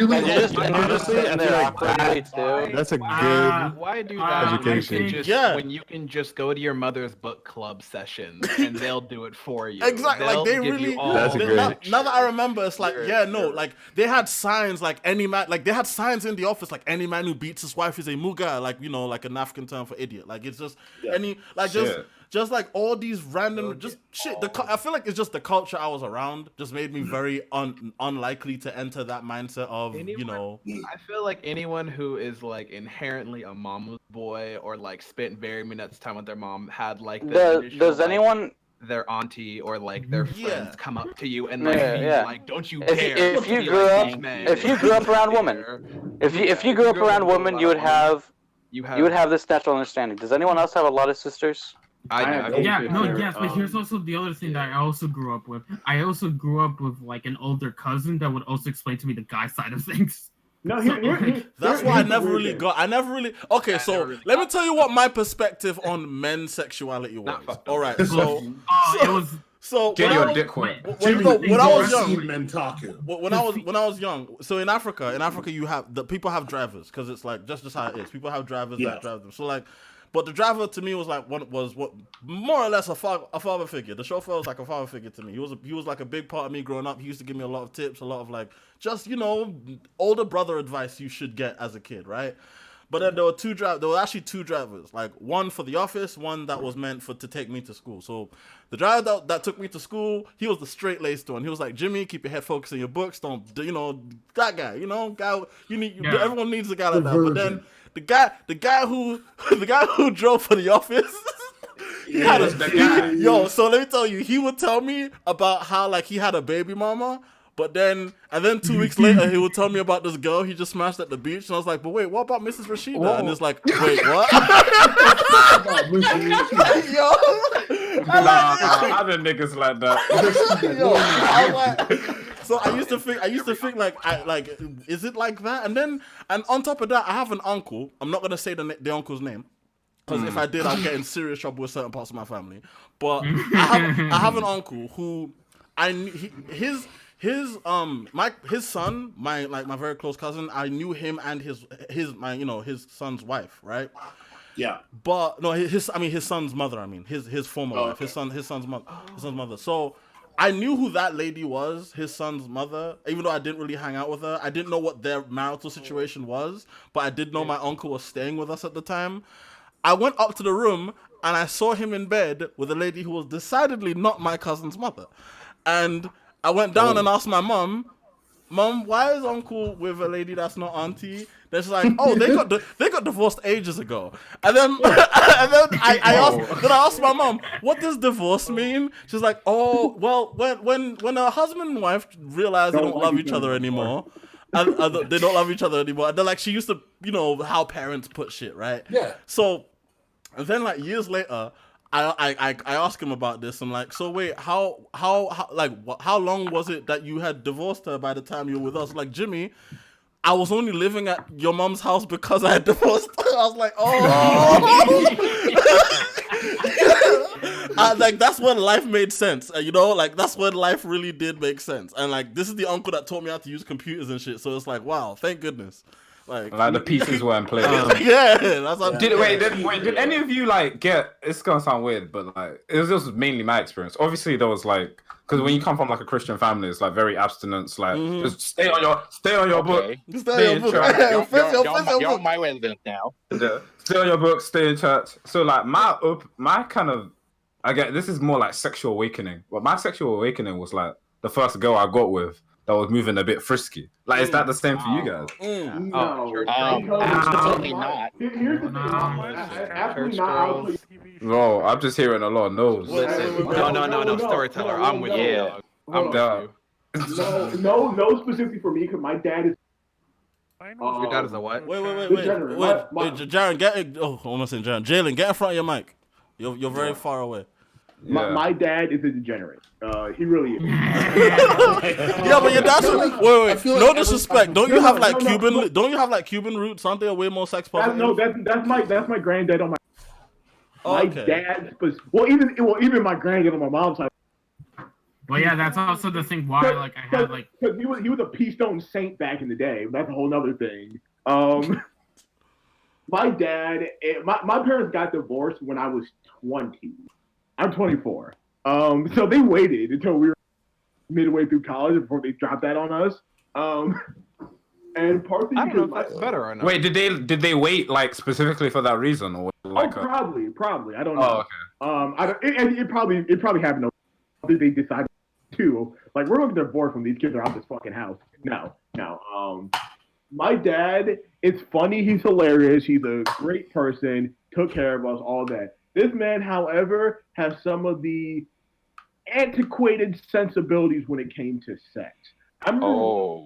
Not like he probably did anything illegal, but more like the way he thought my college experience should have gone. I'd be like, relax, buddy. That shit don't fly. Fucking every girl that you see, or. I remember one time he explained a story when I was like 19 about we were making a joke like you don't have kids, do you? I was like, I don't know. Like, no, I don't have any other kids. Even though I did nut in this one girl that just left. I knew I did it. And I knew I was supposed to, so then I just left afterwards. I was like, nigga, what did you just say to me? To your son right now? Then what he said is, you're the lucky one. He stayed for you. Then one time, one of my friends got like wicked drunk at a party, and like to the point where she had to be hospitalized. So I was the one. I was the one who stayed with her, took her to the hospital, and all that. So then this dude's making jokes about like, next time you should bang her. I was like, dude, shut the fuck up. I be telling that shit. Fucked, man. No, that's the one time I told my dad to like legit like just stop. That sounds about right though. So he's like, you're like, you know. I'm like, no, legit. He's like, I'm kidding. I'm like, okay, even if you were, what the fuck? Like, this is my friend. What is wrong with you? What is wrong with you? You met this person. Yeah. And then he felt bad about it. Then I felt bad that he felt bad. Then I was like, wait a minute, why am I feel bad for him? Exactly. Later, I was like, wait a minute, what the fuck I feel bad? You're the one who made this off-color joke about someone you met who's been at our house, you weirdo. Why am I? Yo, did anyone else grow up with like random uncles and whatnot in your house that you didn't really know the reason for them being there? No, I had in Nigeria, yeah. All right. I know in Nigeria you did. I know for a fact you did. I grew up with a cousin that would. I had cousins. I had one uncle, but most of the time, most of my family interaction is because like when I go back to Colombia, we all live in like this like huge house, like that's like run down to shit because like every extended family like lives there essentially. No, I had cousins run through. Like I had a bunch of cousins who just lived with our family throughout. The other thing, right? Yeah, I guess like the other thing as well is that I think like the best advice I ever had actually in terms of sex education wasn't even from like my family, which is mostly like women and stuff. Was actually like a neighbor of mine who was like older that I talked to a lot when I was like 12 to 13. And like he was just like straight up with me about like how I was supposed to like view like women and everything. And like I think like the biggest advice he gave me was like, dude, like whatever you do, like remember, like have fun, but at the same time, like remember that you're also like doing it with another person. So like try to be considerate. So that's literally like the only thing you like try. Yeah, try to be considerate. You know, all of this is. Oh my days, Yonko, why are you not in stream? Actually, don't join stream. I'm about to end it soon. Wait, I'm so proud of everyone. We went through that whole conversation and not once, not one time did we even mentor interspecies reviews. Not once. It didn't happen. So I'm going to give everyone golf claps. Hold on. Pause. Wait, who's I that? tried once. I tried to do it once, but it didn't work. All right? I tried to do it once. And thus I'm still proud of everyone. Good job. That means that I just realized something. Y'all made me dig up memories. Y'all just made me dig up memories that I have suppressed back in my head for a long time. Good. I am really the definition, like of what they would used to call creepy otaku. Wait, aren't we all? No, nigga. I mean, I'm not. Not anymore. Oh, I had to be because I didn't own sunglasses until Jahai, you've leveled up into a yoga Rastafarian otaku, so like you've kind of dude, I can say I was the opposite. Let me finish. I don't think I was ever creepy. I was annoying as shit though. I was definitely creepy and annoying. I was and creepy. weird. I was a creep and annoying for sure as well. I think I was a mean kid. I'm mean now, but I was like a mean. Now that I think about it, I'm a way meaner as an adult than I was as a kid. No, dude, I was a lot nicer. Not me. I'm the opposite. I was a mean high schooler, and mainly because of all the casual racism that was happening at my school around the AP classes. I was mean as shit. I was standoffish. I wasn't creepy. I was just like, nigga, don't talk to me. I was like, that was my energy. Like Western suburban white girls. I was like, do not talk to me. I will flame your ass right now. Don't say nothing to me. And then they're like, why are you like this? Like, I don't want to talk to any of you. You're all terrible. You know what? You're all that's the energy, though. I feel that. You all say like shit to me and think I don't know this. I'm in the same classes. I get the jokes. So. It's funny because I can say for once, I was never the mean person, and I think I've stayed the way that I am. When I think about it, I wasn't mean, but I was definitely on some Keikakudori shit. I was definitely on some Keikakudori shit, but I wasn't ever like mean. Let me finish. I remember. Continue, Control Freak. I won't even say that. Because I just realized. Mm-hmm. I might be one of the only like everybody talked about their education, about where I learned. I actually learned from doujins. Nigga, we were just talking about how that wasn't the best. Yeah, we were talking. We were talking that. Would you rather learn it in the streets of Brooklyn? No. I swear to God, because of like I said, I was raised in a Christian household. We didn't talk about that. So my first exposure inside of middle school, and it just fucking. Is this weird to say? But I know it's gonna sound odd. Yeah. I'm just gonna ask: did anyone else find one of their mother's Kama Sutra books? No. Yes. Okay, so I'm not alone. I'm not alone in this. No. I'll tell you. I found my mom's Zane books. I know the niggas in here know who Zane is. I found my mom's Zane book. I didn't find my mother's. I found my sister's. I found something. I found my mother's copy. I found my mother's copy of Sex for Dummies. My mom had that too. She had Tickle My Pickle. Yep. Wow. Why do women do the same shit? Why do women do the same shit? Wait. Question. That same book. Like, what the fuck? I have a question. She had that. Yo, I also found my dad's like hardcore one. That nigga kept it in the back of his sock drawer. You know what? Yeah, I don't think my dad was ever that type of man. I don't think my dad was ever that type of man. This was 2000s, and it was DVD. And if you got porn on DVD, you know that shit was about to be intense. Now that I think, on a real one, if my sexual education had been left to my dad, I would be an idiot. I'm serious. If it was left to my dad, I would be a fucking moron. Because let me tell you, on my 13th birthday, while I was the day after my 13th birthday, while I was in my game room playing Genji Days of the Blade on my brand spanking new PlayStation 3, my dad comes up there. My dad comes up there and he sits down next to me, looks me dead in the eye, says, "Jimmy, could you pause the game for a moment?" And says, "So Jimmy, you're 13 now, and I'm sure you're feeling some, new urges as far as it comes to women and What, you man really got the talk? No, but let me tell you where the extent of the talk went, because this wasn't a regular. I guarantee you, and I remember it like it was yesterday. All he said was, "Jimmy, I know you've probably been thinking about all that stuff and wondering about all that world. I'm here to tell you, don't. All right, have a nice day." I just went outside.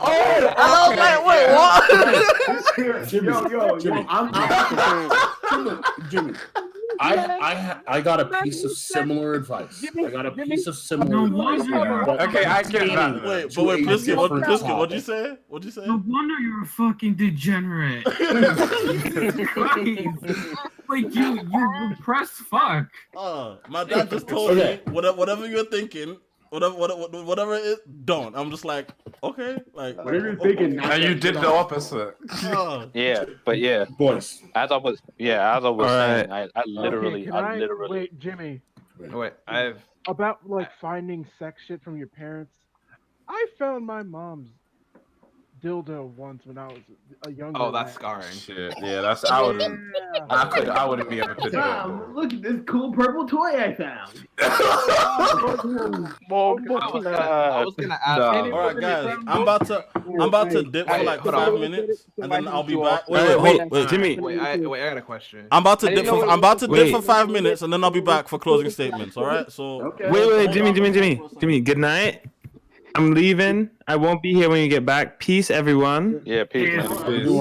Peace, Jimmy, I DM'd you about plans for the podcast and stuff. So like, Jahi, you're leaving. Jahi, you're leaving. I didn't get to tell you what I wanted to tell you. Then tell him. All right. Well, I'll be here next week. I'll tell you next time because you won't want to leave if I tell you. Yeah, it's all good. It's all good. All right, bless everyone. Right back. So, hold on before. Bless and breathe. Peace. You know what? Peace be with you, man. Can I tell you what was covering the dildo though? What was covering the dildo? Was it flaky? Crown Royal bag. That's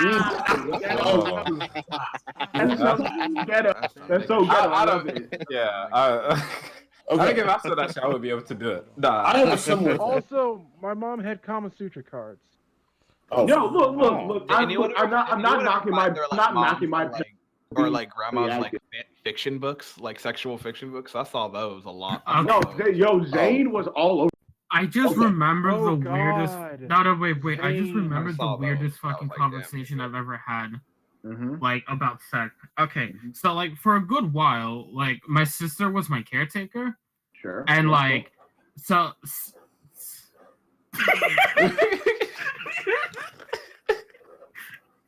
Okay, so that's Jimmy. Someone Jimmy, mute yourself, nigga. Okay, so he always does this. Okay, so like what happened? I just did. Okay, so what happened, right? Was that like so she took care of me because like my mom wasn't with me with my extended family, so she was like the closest primary relative I had that took care of me. She was like 19 and everything, and just around the time where I started doing puberty and stuff. So like I just remembered because like this conversation, like literally right now, in which like she described to me, and I will paraphrase the conversation because it was in Spanish, but it was pretty much like John, we need to talk, and then everything's like so like I've noticed you've been acting weird, right? So she had to talk with me, right? And and she explained to me everything, and then immediately after she was explaining to me like what the fuck was going on with me hormonally, she's like, I want you to go to the bathroom. What? And I want you. I know where this is going. Yeah, and I want you to to wank. Yeah, she like what? She did. No. Excuse me, what? Okay. That's a bit bro. No. What? Nah, man. What? That's too much support. What the fuck? Nah, man. What did she do? What did she tell you? What the fuck? I think there's a camera in the back. I think the best rule. Let me ask a question. No, because she asked me. It's like because she asked me. It's to never ask and never tell. Like that's what I do. Like, I agree. Let me ask a question. So let me ask a question. What would y'all rather? Would y'all rather his sister tell him to actually do it, or would you rather being told by your parents to never do it? And you've never done it. Well, what happened to me is that we never talked about it. We never talked about it. Let me finish the story. Let me finish. No, let me finish the story first. Okay, go ahead. So I was like wondering like why, and then I said to her like why, and then at the bathroom and everything, it's like, have you feeling a bit weird like where you like like your penis, and it's like yeah, I don't know, it gets like kind of like not squishy anymore. So fucked, man. Keep going. And then it's like, and then she was like, okay. Are we still on stream right now? Huh? Yeah, we're still on Are we stream. still on stream right now? Oh, of course we are. Of course we are. and then she was like, What's the chat like? That's what I'm checking right now. Yeah, what's the? I haven't seen the chat. Wait, keep telling the story. Keep telling the Dude, story. we're fucking mad lol W's. Yeah. I love the subtitles just popped up to me, not squishy anymore. Like that was not squishy anymore on the video. Fuck comes up. So Continue. I'm here for you. Keep going. Tell the story. Keep going. You have to keep going. You can't stop now. Okay, so that happened, right? And then it's like fine, just like go to the bathroom, and then she just hands me like a fucking like woman's magazine, and it's like, yo, and then she was like, and then it's like stays there for like an hour. Yeah, like then she just like locked the door. What? No, I think that's equally as fuck. To me, that's equally as fuck. I don't know. Hold on. Let me ask a question. Is anybody reading chat right now? I'm reading chat. Okay. Chat. I'm gonna ask a question. What would you rather? Would you rather that situation or being told by your parents to never do it and being 30 and never doing it since? No. There's an alternative. There is an alternative. That raises a different question. That raises a different question. I'm telling you not to do it, nigga. You still could have done it. I did a lot of shit. After a lot of shit, Well, not only was I a good boy, but I was a pussy. So. No, okay, now whose fault is that? Gentlemen, allow me to spin you a yarn. There's one more element to the story that like. Why? There cannot be. Wait, why? No, because like the reason why she just like gave me the thing and put me to the bathroom because she thought I already knew what to do. Wait, but then why did she set you up to do it again then? If she knows what you're doing, why she thought I That's never a hater did move. it. No, she did that. I never did it, but she thought I knew how to do it, but I didn't know how to do it. Wait, so but if she thought you know how to do it, then why did she try to set you up? I don't fucking know. No, that's so confusing. I'm confused. Did you see you There's a retard. That's were you just walking around like hard or what? Like I don't understand. Wait. What led to this? Yeah, did you see you waking back? She noticed I had a hard on. Oh fucking no! What in the what? So fucking incest. Nah, that's bad. I don't know. That's weird. No. I respect the intent to be supportive, but to me, that's not. Your sister was. I'm not saying it's normal, which is why I blocked it out from my memory for like all these years. I only remember. Nigga, I think you need to talk to someone. Maybe we should start discussing trauma on this. No, low key. Like a lawyer or some shit. Man. Nah, I'm not built for that. What the fuck am I gonna say? Your sister was just on some nut shit. That's weird. Yeah, no, that's weird. Wait. I admit. Yo, you said she was taking care of you for a second, like she was your caretaker. Yo, this is actually kind of fun. When you give the context like that, that's all right. I'd rather not explain that situation and fucking stream. No, that's fine. I get it. I'm just saying that I've run enough Shotokan to him. Oh my god. I'm kidding. I'm sorry. That was a low hanging one. No, all right. I'll explain. I'll explain. No, dude. You're good, dog. You don't gotta explain no more. No. I don't mind if it's you people. I'm more like it's streamed, you know. What do you mean, you people? You people. Niggas. No. Motherfucker, I say you people to everyone. I say you people to my mom. Yeah, he says He's saying you're one of the good ones. We know it's a joke. You're one of the good ones. It's all cool. No, but Damn, man, call me.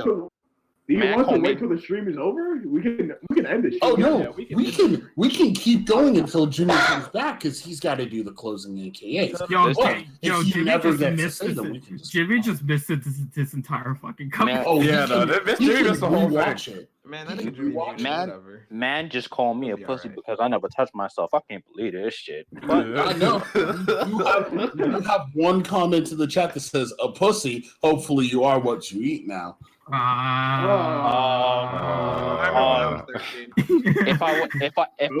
I was what I eat, let's just put it this way: if I was what I eat, I wouldn't exist.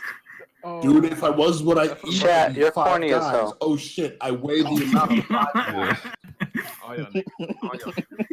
of Yo, I love the fact that we started talking about this shit and fucking like Yonko just fucking like appeared. Fuck, man. That's so fucked. I got a funny story. But that's the thing. No, but that's the thing is that like it's like technically it's not even the most fucked up thing that's happened. Yeah. Jesus Christ. Look, I got baggage. I have a lot of baggage right now. Yeah, I could. Yo, heard, my Maybe you go nigga. see a therapist. Homie's got to pay extra for the flight. He's got a ton of baggage. Like three extra bags worth of shit, bro. Hey, I gotta pay $75 for that. You gotta shit. pay for a carry-on. Hey. You gotta pay for 2 carry-ons. Well, you know what? At least you acknowledge it, and you share like, yeah, I know I have. Nah, at least you dude, acknowledge it. like, Imagine how many people don't acknowledge this shit. Dude, control. Let me say this. It took two mental breakdowns in high school, a failed relationship, and like me being honest with myself for like 2.5 years in order for me to get to this. You know the crazy. Hey man, there's some people. There's still people still kicking around in the breakdown stage. Wait, bro, you're lucky. You only had one fair relationship, dude. At this point, I'm pretty sure all my relationships were bad. The crazy part is that's pretty subtle. Like that's the crazy part. Like that's. Yeah. Oh my God, y'all have relationships. Whose fault is that? Yes, laugh at me while I go cry in this corner. I only had one, but it lasted half a decade. I'm not single. Oh shit! I've had one. No, because like crying in the corner. Okay, I'll talk about it. I'll talk about it about this too. I'll talk about this to a certain point, right? Like I won't go too into detail, but essentially like the overall thing is that like even before like purity and shit, like the concept of sex has always kind of been like a part of my life, weirdly enough. It's like and not even just like implicitly, but like literally like explicitly.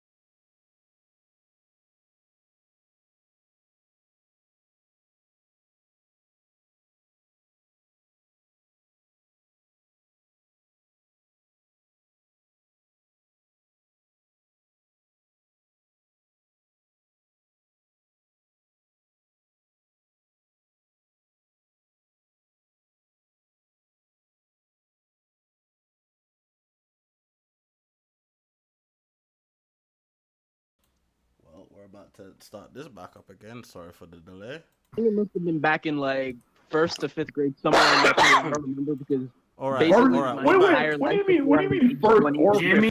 Oh, it's about time. You missed like you missed some shit. fucking story. What did I miss? Oh, don't worry. You missed shit.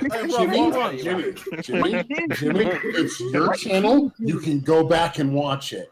Yeah, no, I'm not lie. Yeah, I don't think you need to re-explain You that. need to, if you want to experience it, you have to experience it in the same moment we did. Yeah, because what the fuck? Nah. Okay, so just somebody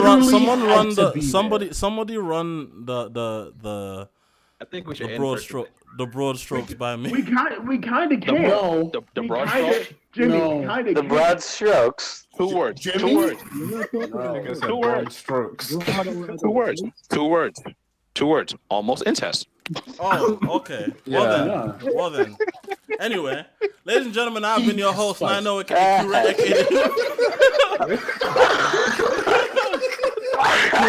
Ladies and gentlemen, I've been your host, Nino, aka the Human Lashy Machine, aka the Hot Take Intellectual, aka Yankee Control, Nigerian Dundada, aka Lil Heart Attack, Iyasu Toku Ganja, aka Miyamoto 2 Flashy, aka Nigga, this is a long outro. Hattori trapping out the bando. I don't pay for my Netflix. I got people for that.